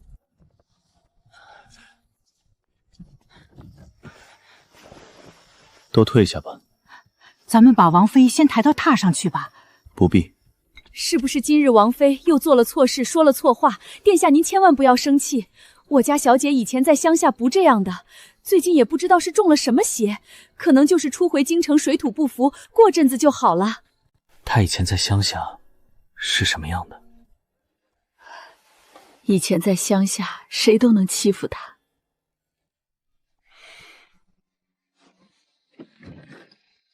王妃其实挺好的。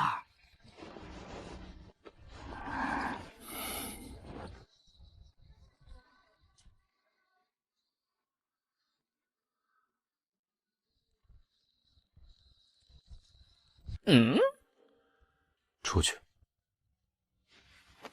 皇上喝多了，可明早的奏折还没有着落呢。有没有着落的，与本王何干？本王又不上朝。殿下，殿下别说气话，该帮的还是得帮皇上一把，要不然多丢人啊！如今殿下都能抱起来一个人了，可见是大好了。殿下病好是皇上最高兴的事，恭喜殿下了。快扶本王一把，本王要站不住了，快！你昨天夜里说梦话了。我说什么了？你说脱裤子。我说这话了，你听见没有？并未。但是老奴听见了，听得清清楚楚。那一嗓子喊的，不知道的还以为你遇着流氓了呢。合着不是你遇着流氓，是流氓遇着了你。岳斑斑啊，岳斑斑，那可是谪仙一般的人物。那谪仙家里有银子吗？咱们今天得解决一下银子的事儿，毕竟以后我会有更多的银子送进府来。如果账目不对，我肯定不干。你去把账本拿来给我看看吧。府上少了许多人，我觉得饮食起居都受到了影响，确实不太方便。比如说大厨房那头少了个烧菜的厨子，后院少了挑水的和砍柴的，前院少了扫地的小厮，就连门房也缺了2个人。偌大的离王府，一下子少了这么多人，怎么行呢？那要不再添些新人进来？有钱也不是这么花的，咱们府上不养闲人，既然都是拿俸禄的，那就让剩下的那些人分担一下。比如说那些暗卫们，完全可以把这些岗位给顶上，你说是不是？王妃说的极是。实在是没有办法，现如今府里这个情况你也看到了，若不是实在没有人用，我杀鸡也不能用你。你也不要有什么想法，工作嘛，没有贵贱之分，我一向一视同仁。在我眼里，你们做暗卫的跟府门口做门房的那都是一样的。桌子角那里没擦干净，一会儿洗个干净点的抹布再擦一遍。只会做一项工作的员工不是好员工，同理，只会蹲墙角趴屋顶的暗卫他也不是好暗卫。一个人至少得一专多能，如此才能适应不断变换的工作环境。离王府对于你们来说就属于用人单位，不要以为你到了府里就只做一项工作，那别的岗位缺人了，你不顶上就会有其他人顶上，这一来二去的，你的价值不就被别人碾压了吗？同样开一份工钱，人家干2件事儿，你就干1件事儿，那你说我们还怎么用你？咱们先说好，看是看，但看之前你一定要有个心理准备。毕竟你这个人脾气不是很好，我实在是怕你看完之后直接骂娘。没事儿没事儿，我怎么能骂娘呢？要骂也是骂爹。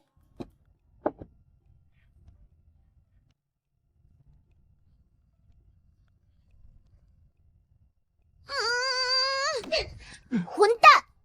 把账房那部扇子给我叫来，爹今儿非打死他不可！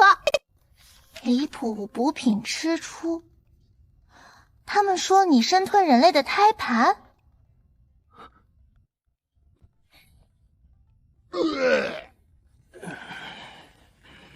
账房那边也不知道是谁的人，老奴试图换过人，但是没成功。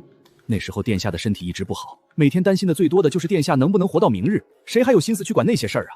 王妃看看怎么办吧，这账肯定是假账没错了，但真账本在哪里，老奴也不知道。账上的大先生还在蛙跳呢，我刚刚路过时看了一眼，脸通红，跟要爆炸了似的。如果殿下和王妃努力把他给累死，那可能账房就随便咱们翻了。账房是离王府的账房，不是一个下人的账房，不能把账房当家，所以不管他死不死，咱们都可以去账房翻一翻。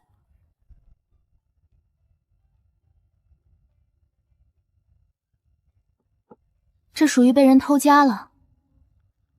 那王妃以为我们应该怎么做才对？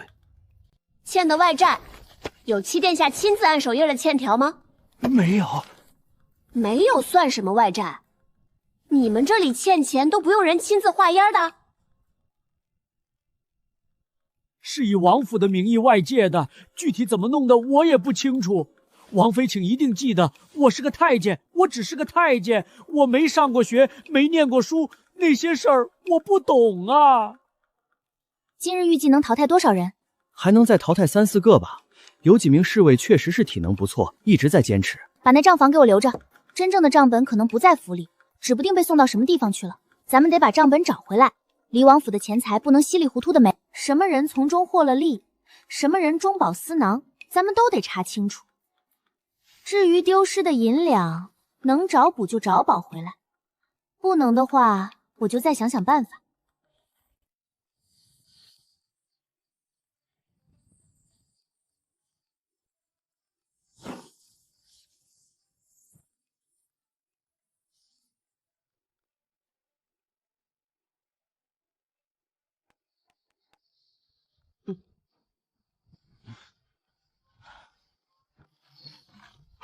别索我命，别索我命！我不是来索命的，我是来找你要银子的。你想干什么？看不出来吗？我要逃跑。逃跑是什么意思？就是要离开离王府。哎，这个家实在是没法待了，欠债太多，我怕还不上再把我给卖了，那我多推得慌啊！我是这么想的，趁现在我还没有陷得太深，我得赶紧跑，晚了怕是来不及了。但我手里娘娘们给的那些都让德全给没收了，我就想你能不能支点银子给我？你能认清楚这一点，说明你是个聪明的人。这离王府确实不是人待的地方，早跑早超生，再待下去真容易把自己搭理。要不是我的神器在主子手里握着，我早就跑了。你也想跑？不能吧？你对七殿下那么好，你怎么可能想跑呢？我对七殿下好吗？好啊。从前府里买了那么多名贵药材给七殿下治病，都是从你这里支的银子。而且我看过账本，也问过府里的一些人，并不是有什么人做主去买那些东西的，多半都是由你主张。可见这府里真正关心七殿下的人就只有你了。我把这件事跟七殿下说了，七殿下很感动。啊，是，咱们来府上做事的，自然一切都得为主子着想。要不是因为七殿下这个病，府里也不能欠那么多外债。能不能教教我，在没有主子按手印的前提下，外债是怎么欠下的？你问这个干什么？我这不是为了多学门手艺，出去之后好谋生嘛。你也知道我的情况，娘家是指望不上的，我得自谋生路。主子的手印没什么用，主要是府里的金玺，有了那个就作数。哦，原来七殿下的金玺在你这儿呢。其实原本也不在，后来七殿下一次次病危，府里乱着呢，没有人管，就到我手里了。高明啊！不过你买的那些可真都是好东西，我全看见了，我还顺出来一些。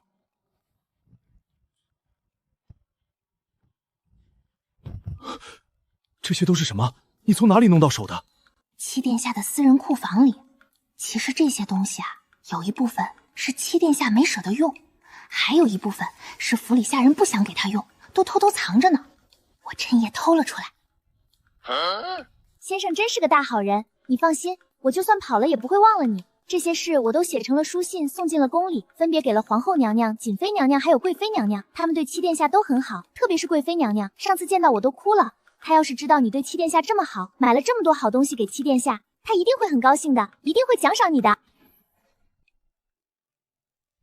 王妃为何说这些都是我买的？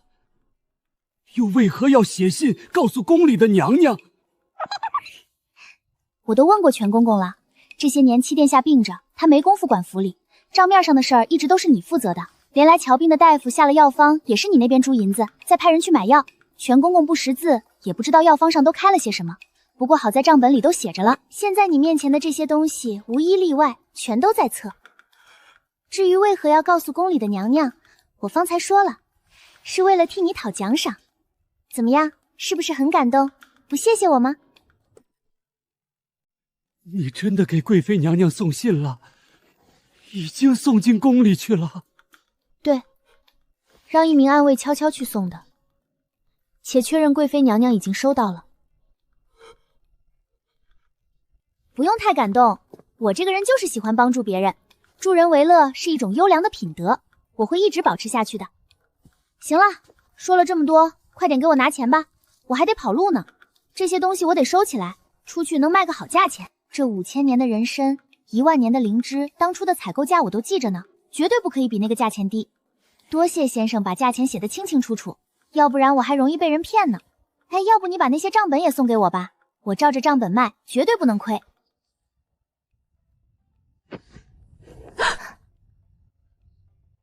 既然带来了，就别拿回去了。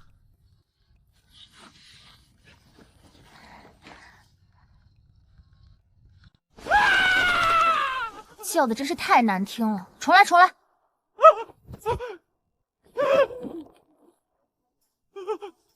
一个50多岁的老头子，你叫的跟花楼姑娘似的，恶不恶心啊？重来！你跟谁呀呢？问谁啊？好好叫。王妃，我知道错了，咱们有事说事，把这一项过了吧。既然在质量上达不了标，那就力争在数量上达标吧。上上下下一共给我钓50次，满了50次，咱们这项就算过了。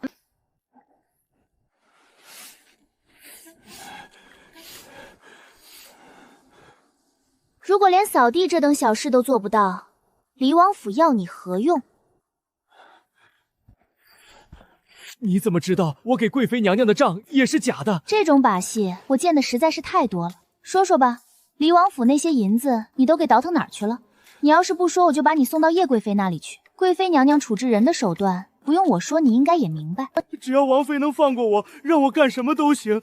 你做多少假账跟我都没有关系，只要能把那些搬空的银子债还回来，那我立刻就可以放你走人。还有没有别的路可以走？殿下饶了我吧，我知道错了。不是本王不帮你，而是如今府里有王妃做主，本王说的不算。欠下的那些外债是怎么欠的？比如说岳府，当初真的给银子了？给了的。我们以七殿下买药钱不够为由头，找岳府借银子。当时用的理由是七殿下是被岳家的孩子克病的，岳家不能不管。其他府里也是这个理由？差不多吧，只有叶府不是，叶府没给银子，那是笔空账，就是为了给离王府加码的。3个选择，一个是把它交给官府，一个是把它交给贵妃，还有一个就是留下来交给我。留下来，我选择留下来。留下来也行，那就留下来去给我平账吧。我不管那些外债主是不是真的拿了银子，我不看过程，只看结果。你只要把那些外债给我平了，我甚至可以不向你追讨银子的去处。不过这件事情是有期限的，一份外债给你1天时间，累计8天。你要是完不成，8天之后我就把你交给贵妃娘娘。七殿下，帮帮我！王妃，她年纪也不小了，要不这次算了。你说什么？再给我说一遍！江崇华，你良心是不是喂了狗？我好心好意替你出气，好心好意找你丢失的银子，你现在替他求情，真是烦了你了！你把嘴给我闭上！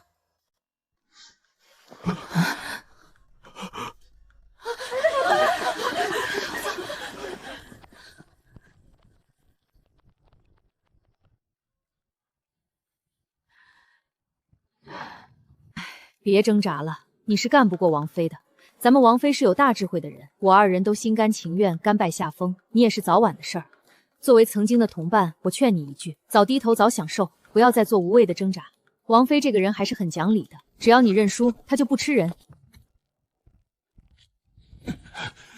别失落，都是暂时的。8天之后，你就可以从这里出去，到贵妃娘娘身边享福去了。还是可圈可点的。求情的时候能做到真诚，生气的时候能看出来忍无可忍，特别是最后晕的那一下，跟真事儿似的。撕破脸了也好，得让他们知道我们不是瞎子，更不是傻子。从前只是没有精力顾及那些，现如今府里有王妃了，那账面上的事儿可不能再马虎。就是可惜了以前那些银子都被搬空了，想讨回来是不可能的。为什么不可能？这还用问为什么？那被拿走的银子还能再还回来？能啊，凭什么不能？我的银子被人偷走了，我1不报警，2不追讨。怎么，我看起来像个那个大冤种吗？虽然偷东西只是我家境沙之前的事了，人家都是坐吃山空，我瞧山都没有了，我吃什么？我坐哪儿？别的事情有钱都可以含糊，钱的事儿绝对不可以。其实我还有些银子，不会亏着你。那也不行，你还有是你还有的，以前丢的是以前丢的。再说我们还背着债呢，欠一屁股饥荒，你有多少够还钱的？不过那些钱我是不会还的，那些外债一笔我也不认，特别是叶家吃空饷，他们是不是觉得你是傻子？这叶家的烂摊子，再加上王府的开销，就算金山银山也得被掏空。别以为我不知道他们在想什么，一个两个的跑的倒是快。合着那账房先生作乱的事儿跟他们一点关系没有是吧？那2个婆子也是叶贵妃身边的人，他们原本是一样的。至于德全，哼，身为离王府总管太监，连家都没看住，他好意思吗？你藏私房钱？没有，没藏。那你刚刚说你还有银子搁哪儿呢？有多少？不是现银，是五哥在外面有些生意，算了我一份，每年有些红利。因为府里杂人过多，所以我一直都没提取出来。五哥是谁？五哥是皇后的儿子，我们从小一起长大，我养在皇后娘娘身边，多数时候都是五哥在照顾我，连去国子学都是五哥带着我一起去，出来进去的是他背着我。听起来倒是个不错的人。那行吧，那回头你把那些银子整理个账目给我，等我料理好账面的事儿，就把那些钱挪回来。钱这种东西还是放在自己手里比较放心。好，家里的事你做主。困不困？你昨晚只睡了1个时辰，再眯一会儿吧。不行，钱的事情不能大意，一天不解决我就一天睡不好觉。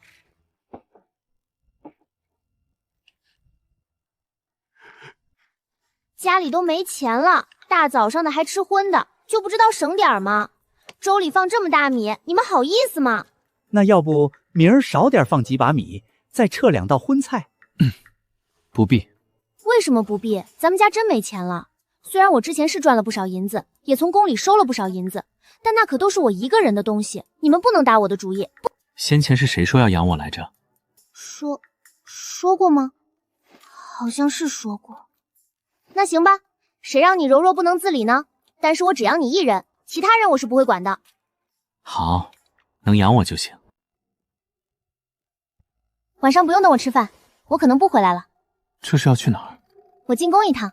上次跟父皇母后吃饭，没顾得上去兰台宫跟贵妃娘娘打声招呼。我觉得时隔多日不见，她应该要想我了。你确定贵妃会想你？确定啊。上次见着我，她都哭了，可见是多么的喜欢我。也是，我长得讨人喜欢，又是不争不抢的性子，她喜欢我也正常。真要进宫？真要进宫？去换个口味也行。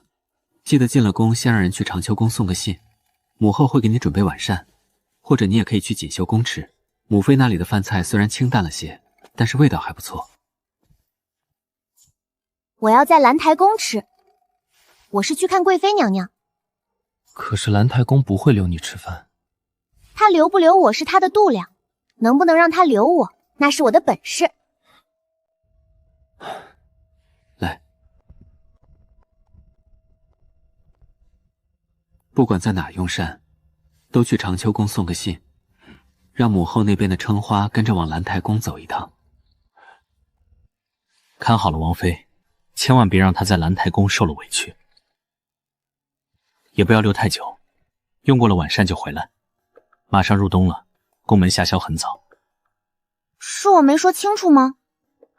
我的意思是，今晚都不要等我了，我不回来吃饭，也不回来睡觉，我就留在兰台宫陪贵妃娘娘。你说你要干什么？我说今晚我要住在兰台宫。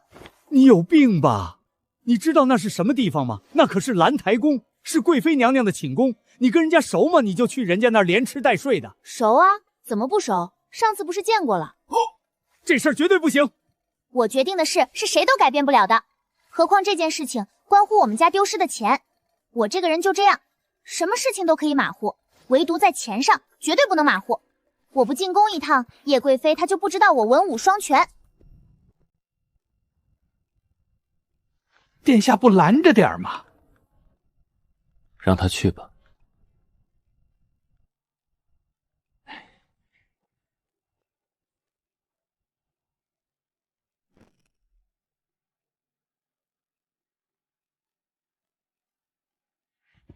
跟上去，一定要护着王妃全身而退。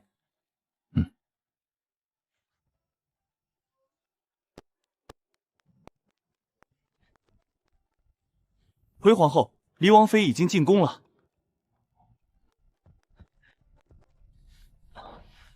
离王妃不是奔着长秋宫来的，是要去兰台宫。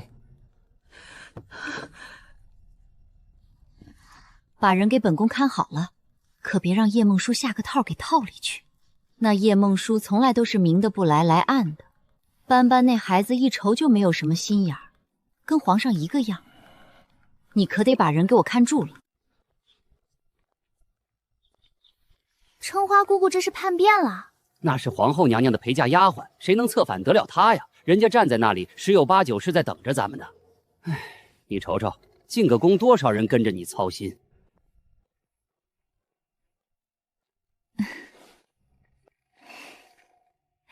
上次我不是说过吗？咱们一家人用不着这样客气。斑斑能来看本宫，本宫真的非常高兴。是给本宫带的礼物吗？快拿上来给本宫看看。斑斑啊，本宫不在意这些虚物，你只要来了，心意就到了。本宫好久没有吃到外面的东西了，正馋这一口。只有我们斑斑能把民间的食物带到本宫面前来，本宫实在是太感动了。我已经好多年没有吃过宫外的包子了。还愣着干嘛？赶紧把这包子拿去热一热，娘娘等着吃呢。快去热一下，本宫是想尝尝。不知斑斑今日进宫是为何而来？是刚从长秋宫过来吗？我没去长秋宫，是直接奔着兰台宫来的。我今日就是特地来看贵妃娘娘的。特地来看本宫？对啊，贵妃娘娘第一次见到我就哭了，这事儿我一直记着。我知道贵妃娘娘一定很喜欢我，但是前儿我进宫却没能来拜见您，心里总是惦记，也怕娘娘想我，所以今儿就特意来一趟。娘娘是想了，本宫很想念斑斑，所以我就来看娘娘啦。我很善解人意吧？我一定会一碗水端平的，对皇后娘娘好的同时，也会对贵妃娘娘好，一定对得起娘娘待我的一片真心。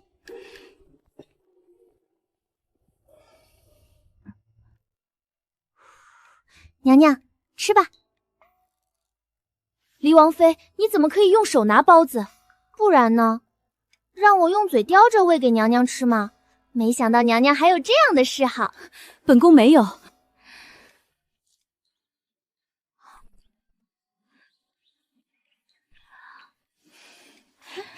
再尝尝外面的糖。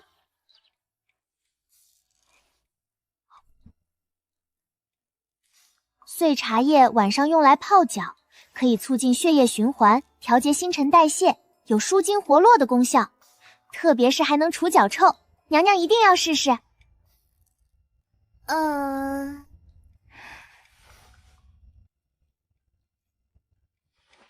咱们确实有缘，这个送给你。叶府生辰宴那日，我带了一些好东西去，就是这种花果茶，有养颜美肤、祛斑去的功效。如今这东西，半个京城的夫人小姐们都在喝。你看，别人小朋友有的，你也有。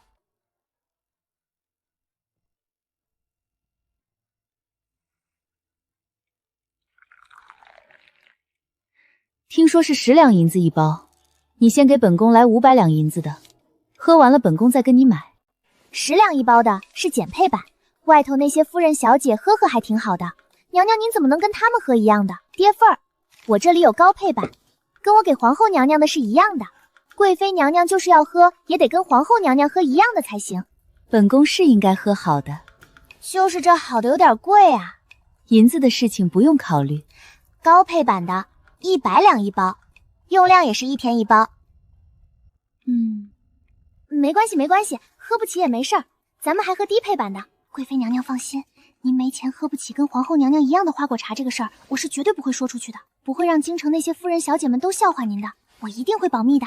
你卖给皇后也是这个价？那肯定不是，皇后娘娘把七殿下养大不容易，这个钱抵的是多年来的养育之恩。但是娘娘您没有啊，没东西可以抵啊，我总不可能打这些家伙的主意。娘娘也别着急上火，虽然低配版的不如高配版的好，但您输给皇后娘娘也没什么，毕竟那是中宫嘛，很正常的。去拿银子，先拿1年的。本宫有钱。娘娘确实有钱。高配版的除了跟低配版有一样的功效之外，还有一个独特的作用，就是减肥。女人不怕胖，但咱们胖到正地方。那肉要是长在胸上叫性感，长在肚子上就叫囊囊踹。看过肉摊子上的肥油吗？囊囊踹就是那玩意儿。皇上能喜欢那玩意儿吗？斑斑，你看啊，这东西能不能以后不卖给别人了？娘娘这是要买断它的使用权，可以吗？可是我已经给皇后娘娘一些了。以后可以不给她吗？她毕竟是皇后，还是七殿下的养母，本宫给你银子100万两，200万两。无论是高配还是低配版的，我将来都打算拿出去卖钱的。毕竟我们离王府很穷，七殿下常年吃药，还有那么多仆人要养。我一个小姑娘原本不应该抛头露面出来赚钱的，但是没有办法，谁让我摊上这么个家。皇上和皇后娘娘虽说也疼戚绕也，但每位皇子的俸禄都是差不多的，他们也不能太偏疼他，那样会被人说闲话的。所以我不得不把这点手艺拿出来赚钱，我也很可怜的。我理解，崇华那孩子吃了这么多年的药，离王府还能剩下什么？这样吧，就当是本宫给你的一个赏。你说吧，你要多少，本宫就给你多少。只是斑斑，这个东西说好了不再往外卖，那就真的不能再卖了，知道吗？本宫喜欢诚实的孩子，你可不能学会说谎。顾客至上，诚信第一，一言九鼎，同寿无期。那我要1000万两。这话是怎么说呢？因为高配版的花果茶里还有一个特别重要的功效我没说。什么功效？延庚。什么？延什么？就是延长您的青春，甚至可令已走向衰老的女性重新恢复生机。那个您曾经拥有过1月1次，但是又很快就会失去的东西，也会多留至少10年。要喝多久会有回转？半年还是1年？1个月就可以有效果。这个月喝，下个月就来，但是不能断，得一直喝，平时就当水喝，反正也没有什么坏处，喝得越多越好呗。意思就是说，本宫给你1000万两白银，然后再按每天100两的价钱买你的花果茶，一直喝着，就可以至少保我10年青春。娘娘误会了，1000万两是没错，但不是白银，是黄金。能不能少一点？娘娘，我不强买强卖啊，你要是觉得有难处，您就不买，没关系的。正好我也愁没办法跟皇后娘娘那边交代呢。毕竟我牛皮都吹出去了，再不给她，我怕她生气。娘娘，要不就算了，您别买断了，就按天喝呗，啥也不耽误。不，我给。你给本宫3天时间，3天之后一定把银票送到你府上。那就让娘娘破费了。娘娘放心，以后装花果茶的时候，每包我都给娘娘多放些，喝得浓一点，效果会更好。饿了没？不着急回去吧，这也到晚膳的时辰了，你就留在兰台宫陪本宫一起用个晚膳吧。好呀好呀，谢谢娘娘。 25岁之前是第1阶段，不管成没成婚，都处于少女期。少女期的女人，无论内里还是外在，都是人生当中最好的状态。25岁到45岁是人生的第2阶段，在这个阶段中，虽然不如25岁之前的青春洋溢，但也有一种成熟的美，就像青涩的果子成橙子，都会有让人多看几眼，甚至想要摘取的冲动。等到了45岁，就是人生的第3阶段。在第3阶段，女人慢慢变成老人，皮肤失去弹性和光泽，新陈代谢开始变得缓慢，内脏器官也开始逐渐衰竭。很多年轻时候不当回事的小病病，到了第3阶段都开始逐渐放大。王妃，咱们该回了，宫门快下药了。我跟贵妃娘娘如此投缘，话还没唠够呢，你总催什么催？是啊，斑斑好不容易来兰台宫一趟，可得多与本宫说说话。你们放心，就算宫门下了药，本宫也会派人送她回去的。斑斑这些年在老家真没白待，懂得这么多，还能配出这么好的花果茶，真是叫人羡慕。果然，优秀的孩子不管到哪里都是优秀的。是啊，我父亲也是这样说的。听闻这2天安远侯在家中的日子很不好过，安远侯府的大夫人发了很大的脾气，就因为安远侯偷偷教导你这件事情，再加上在叶府的生辰宴上岳家大小姐丢尽脸面，这让那位大夫人十分气恼。唉，可是怎么办呢？他怎么可能真的把我扔到乡下什么都不管？贵妃娘娘，您说是吧？是，斑斑说的对，为人父者，这些都是他应该做的。你这配花果茶的手艺也是在老家那边学的，这里面的东西不知道京城这边好不好买？是要到外面去买的，买回来之后再用独特的方法晾干，这些我都做得很隐蔽，就是为了防止有人打听我的秘方。不过其实就算知道我都进了什么货也没关系，因为配比没人知道，哪怕买到的人把花果茶交给大夫去验方也是验不出来的，因为里面有些东西只有我才知道是什么。你说的有道理，这么重要的东西是得谨慎一些。斑斑，你以后要是有什么需要帮忙的，尽管来跟本宫说，本宫一定会帮着你。好啊好啊，那以后我有事一定会记得来找贵妃娘娘。至于我这方子，确实是在老家那边学的，我在那边认识一位游医，配这种茶很厉害。程满分，艾米拉，往往爱一故事。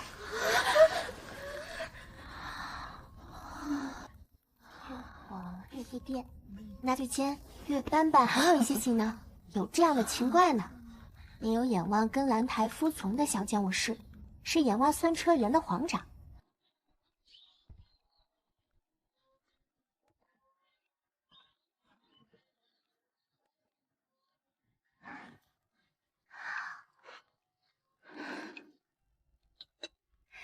今日午膳吃点什么呀？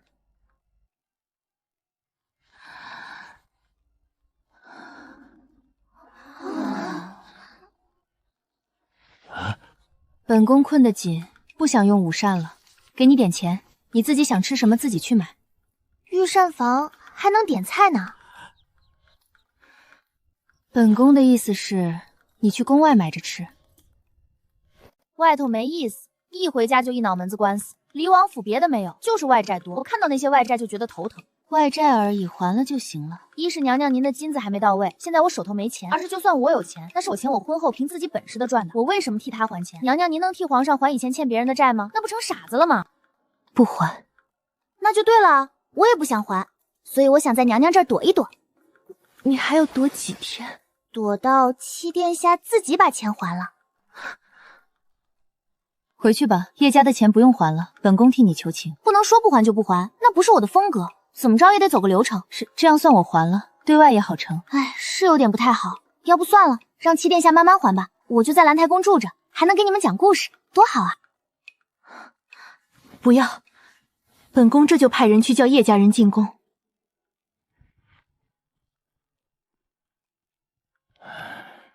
你还怀着身子呢，跑这一趟干什么？为什么不让别人来？听说是斑斑在这儿，我就进来看看。上次我跟斑斑一见如故，花果茶这2日我都在喝，真的是太好喝了。斑斑，你快看，我这皮肤是不是好多了？前几日脸上都起痘了，这才2天功夫，痘就没了。真的吗？那你可得多喝几盒。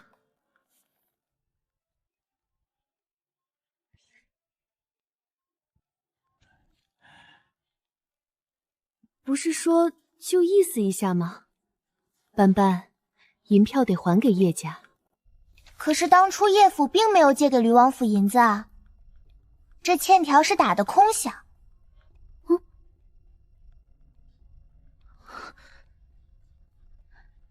你是听谁说的这话？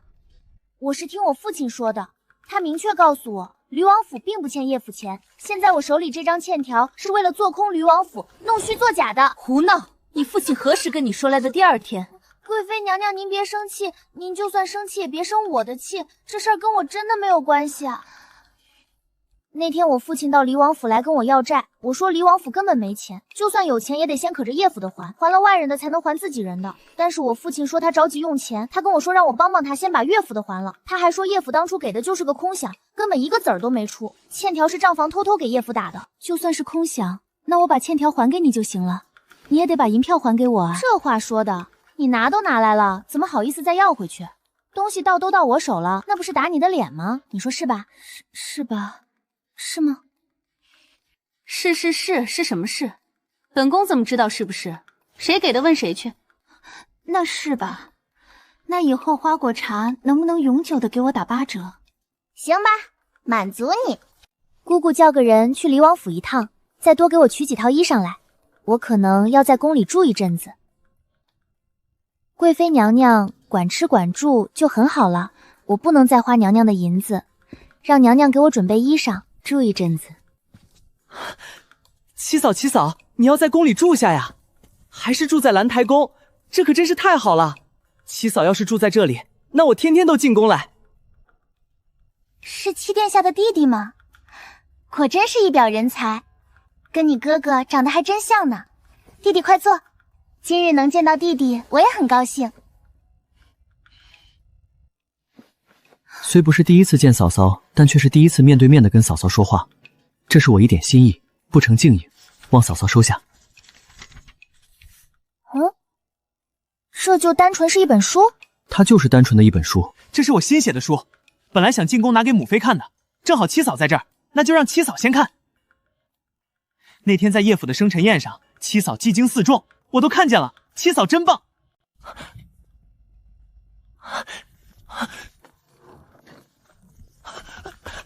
兰台童，叶贵妃这个儿子到底是什么变的？他为什么是这个性格的？反正就听说八皇子爱好文学。八皇子确实不争气，但是也不知道为什么叶家就是喜欢八皇子，即便他是块烂泥，也硬要把他扶上墙。相比之下，同样是贵妃娘娘亲生的三皇子就没有那么得宠了。完了，三殿下，老七的王妃。嗯。哼，听闻你巧手如簧，惯会投机取巧。本王还想着哪天到黎王府去会一会，没想到今日在宫里见着了。没想到三殿下对我这么了解，咱们见都没见过，你就已经知道我巧舌如何，惯会投机取巧啦。可惜我对殿下却是一无所知，关于三殿下的事儿，我是一句也没听说过。三殿下，您这知名度不太行啊。你说什么？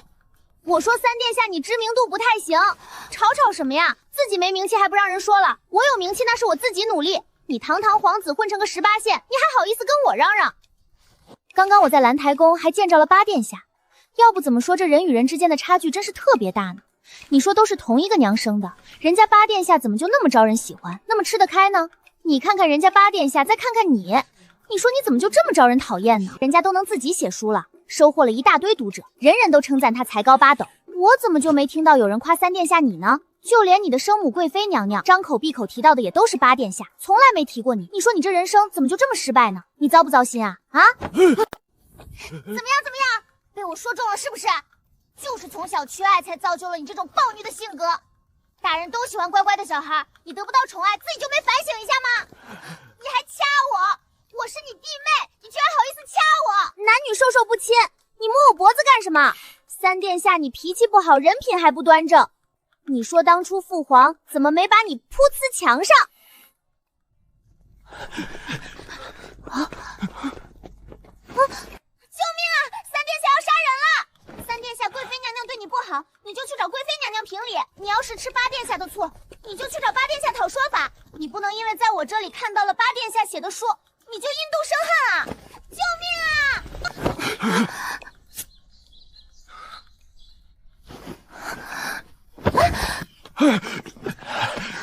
接着喊，刚才我怎么说的你就怎么喊。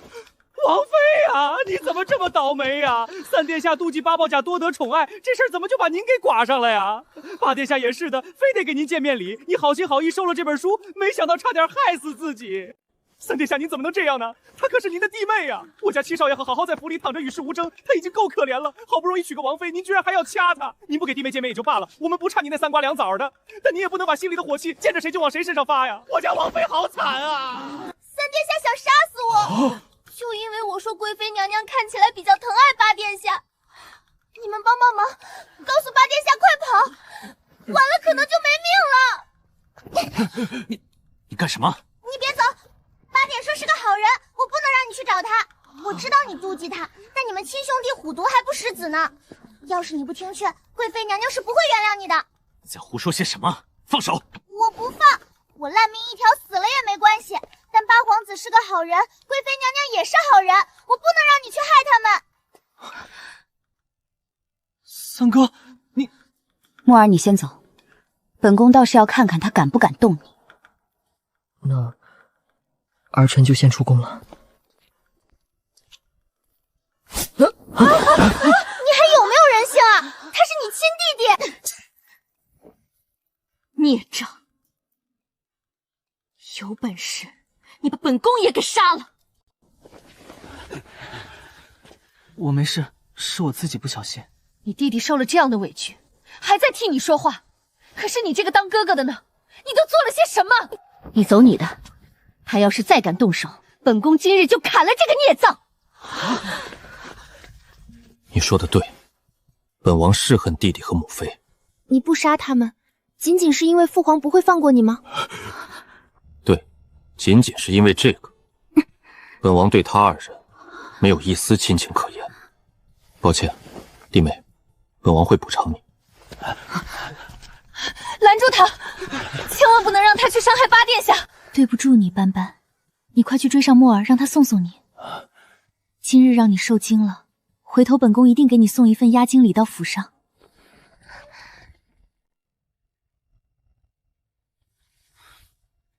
我摔的那一下，是你扎我对不对？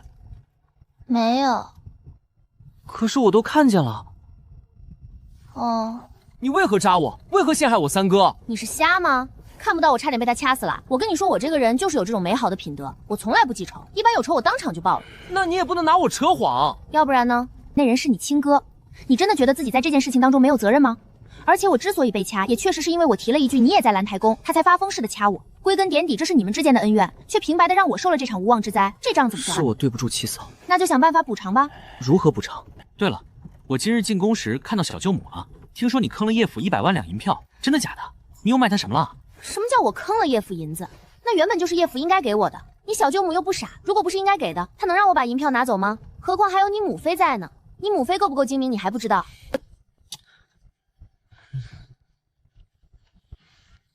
要不你陪我办件事吧？好，好，好。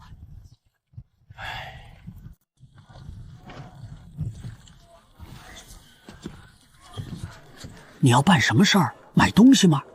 是要买点东西，但也不是我自己要买，是想帮着岳家买点。帮岳家买？为什么要帮岳家买东西？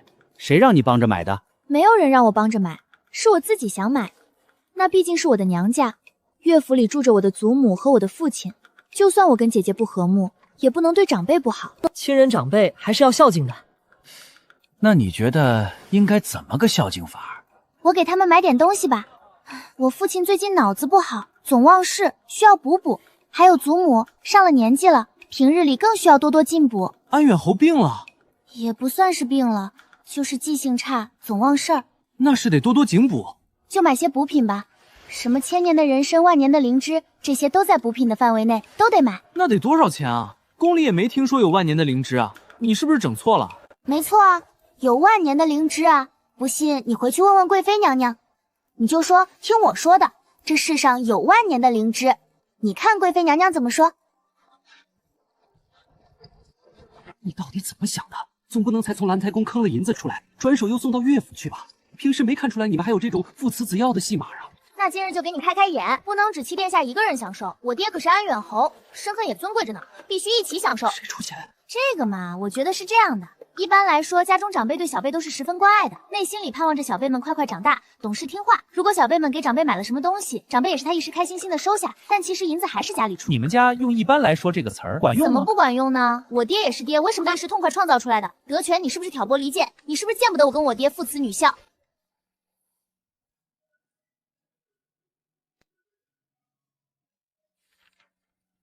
千年的人参，万年的灵芝，最好的鹿茸，最贵的虫草。不知夫人，这位是八殿下。那些东西是殿下要买的吗？是。没有啊，这世道都不知道有没有万载，哪来的万年灵芝啊？千年的老参倒是听说过，可那玩意儿都在太医院呢。外头想遇着，那得碰，不是说买就买的。要不上太医院问问去？做生意嘛，要学会变通。人参它又不会说话，你把100年的人参说成是1000年的，难不成它还能自己检举自己？同样，100年的灵芝，你说它长了1万年，它也不能把自己给揭发了。造假呀！可是那也不100年的人参跟1000年的人参，它长得不一样啊，从须子就能看出来，差太多了。那20岁的人还有长得跟10岁的孩童一样高的呢，怎么说？再者，短小才够精悍，浓缩的都是精品，这个道理我希望你能明白。那你们的意思是，把我单子上列着这些个东西备齐就行，年份什么的那都不重要。算钱吧，50两，25两，40两，15两，就25两，不能再少了。成交。这些东西的实际年份，希望你能保密。那如果当真按照我单子上写的年份来配这些药材，那得花多少银子啊？万年的灵芝肯定是没有了，但就一颗千年的老参就得20万两往上。一会儿你帮我把这些东西送到岳府去，把这单子也送去，然后跟他们收200万两银票，就说是买这些东西的钱。对了，告诉我父亲不用多给，女儿离家多年，承蒙父亲回京就嫁了人，不能在他跟前尽孝，对此我已经很愧疚了，不能再多要父亲的银子，东西多少钱就是多少钱，这是我的一片心意。真管安远侯府要银子？可是为什么让我去要？那你是干什么来了？不是因为3殿下的事儿要对我进行一定的补偿吗？我一不要你，二不要你命，就让你去送个东西，怎么还不乐意似的呢？你看看我脖子，我都被你哥掐成什么样了，连你母妃都说明日给我送押金礼，合着你是一点表示不想有啊？你将来可是要一书成名的人，到时候你让你的读者、你的粉丝们怎么看你？别听李王妃的，她忽悠您呢。她就是想借您的手把那200万两银子弄到手，因为您送去岳府的东西，安远侯不敢不要。是啊，我知道是这个道理啊，我又不傻。那您怎么还上这个当呢？这不叫上当，三哥确实掐了他，他脖子到现在还红着呢。那也应该是3殿下补偿他，关您什么事儿啊？他是因为我才被掐的。你不懂，七嫂说的对，脑子是个好东西，我们得有一个，而且那东西是日用品，不是装饰品，不但得有，还得用。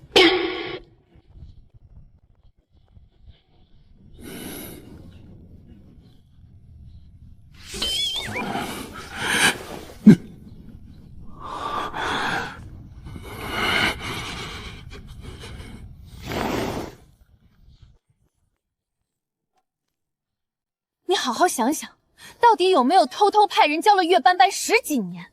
我反正是打死都不信，在没有人教导的情况下，岳斑斑能成长成如今这般，不但写得一手好字，这都敢骗这么一大笔银子了。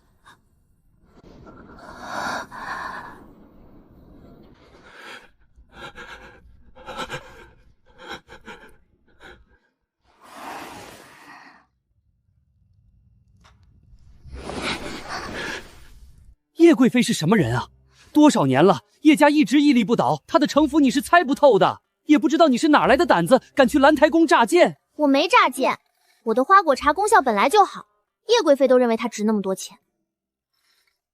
你还说叶贵妃到底为什么认为它值那么多钱？你自己心里没数吗？你跟人家说什么了？说你的花果茶能干什么了？殿下太离谱了！他跟贵妃娘娘说那花果茶喝了之后可以再延更10年。延更是什么意思？殿下懂吗？就是本王懂。它本来就可以延更10年。不信你活10年看看，活久见。不管怎么说，府上的外债算是平了，骗来这么多银子，不但能把外债还清，还能剩下1多半，咱们还是赚了的。你什么意思？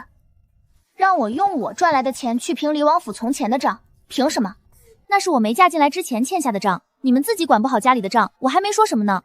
现在竟想用我赚来的银子去还过去的钱，你怎么想的？不是，你怎么想的？你去兰台宫骗钱，难道不是为了还账吗？不是啊，我就单纯的是为了赚钱啊。那以前的账可怎么办？你想办法啊！难道你身为离王府的总管太监，自家账面上出现了那么大的漏洞，你觉得自己一点责任都没有吗？你管着离王府这么多年，整出来这么多烂摊子，现在就指望我一个下小姑娘来给你收拾，你好意思吗？不要总拿七殿下病着当借口，你由着罪他们做假账，把离王府给整得欠一屁股债，现在还想用我赚的银子还你欠下的钱，你是不是觉得我傻？不必说了，下去。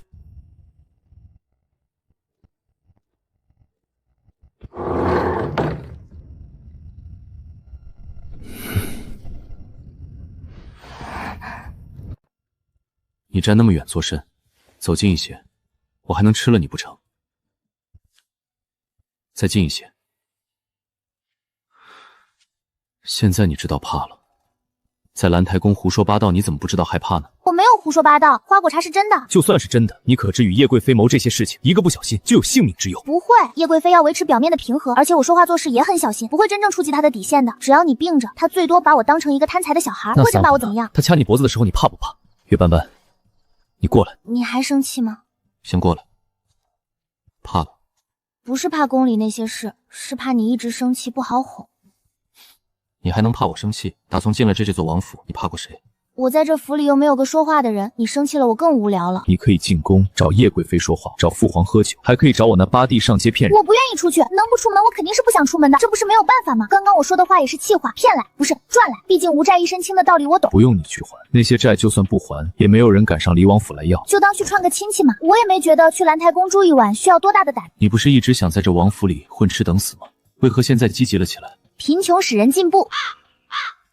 嫌本王穷，怕本王养不起你。不是，别生气了，下次不敢了。我其实也是试探，如果贵妃娘娘十分谨慎，我肯定就不往下进行了。但是她看起来不太聪明的样子，不是生你的气，是怕你一个不小心送了性命罢了。疼不疼？当时有点疼，现在已经不疼了。回头我涂点药膏，明天早上就好。你真的不用替我担心。她掐我脖子的时候，我手上就夹了针，她掐得狠了，我就用针扎她，她一下就松手了。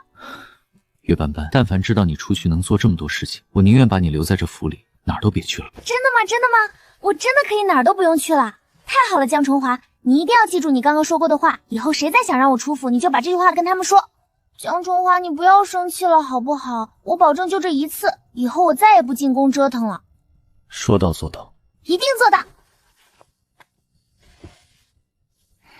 这些年我身边冷冷清清，除了德全就还是德全。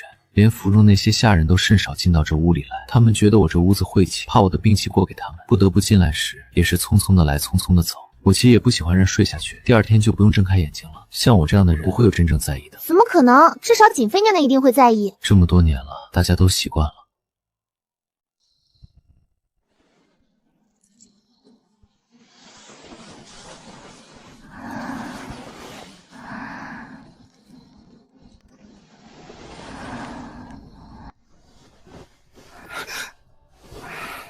江崇华，我是帮亲不帮理的，我先欺负你，就想替你欺负回来。你长得这么好看，我早晚把你这个瓜给扭下来啃2口。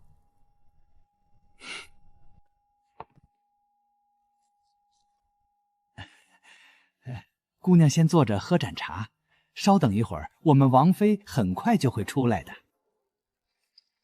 今日穿戴挺朴素啊。不做了，宫中还有事。这些东西公公拿好，我这就回去了。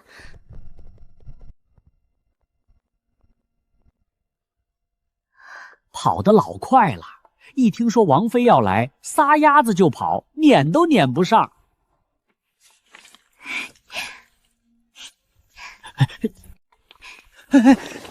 你这样子像是新官人捡绣球，得意全写脸上了。月斑斑，你放过七殿下吧。你管我啊？不是你说的，不好用。他会行的。听说王妃从小是跟着您长大的，老姐姐能把王妃培养得这么好，真的是人才呀！咱们今后一定多跟着老姐姐学习，争取早日能替老姐姐和王妃分忧。对，老姐姐以后有什么活儿尽管吱声。我们在这府里待的年头多了，哪儿都熟，老姐姐跟咱们不用客气。咱们以后还指望老姐姐多多提携呢。我不是问你们多要东西啊，我就是说，你们替叶贵妃办事这么多年，用的怎么还是银首饰？贵妃娘娘那里给的钱不多吗？1个月2两银子，比宫里的老宫女还少。这么少？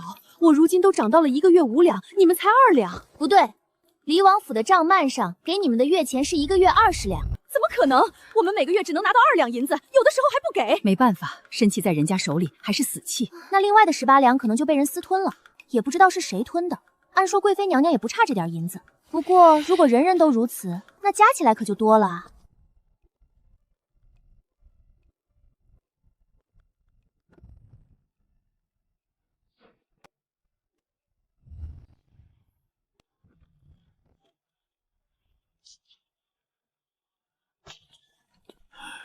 是不是昨天买那些补品的事儿穿帮了？岳府居然派人来请你回去。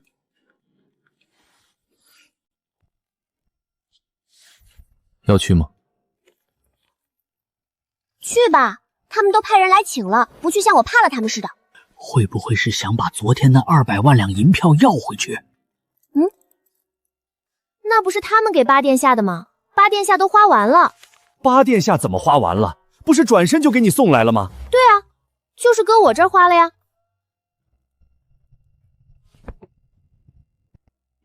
我陪你去。不用不用。月斑斑，你把手给我撒开！我一直是撒开的呀，可是你家殿下非要牵着。按说成婚第3日就该随你一同回岳府用归宁宴，但当时本王身体不太好，这事儿就耽搁了。眼下虽然也不太好，但也不至于差到原先那种程度。你去皇宫闹，尚且有母后能替你挡一挡，但是岳府不行，本王实在不放心你一个人。您就别去了，外头风凉，岳府人心更凉。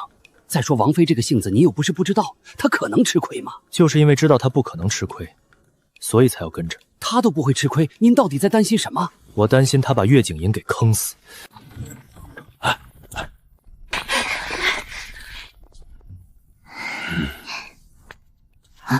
干什么干什么？你要干什么？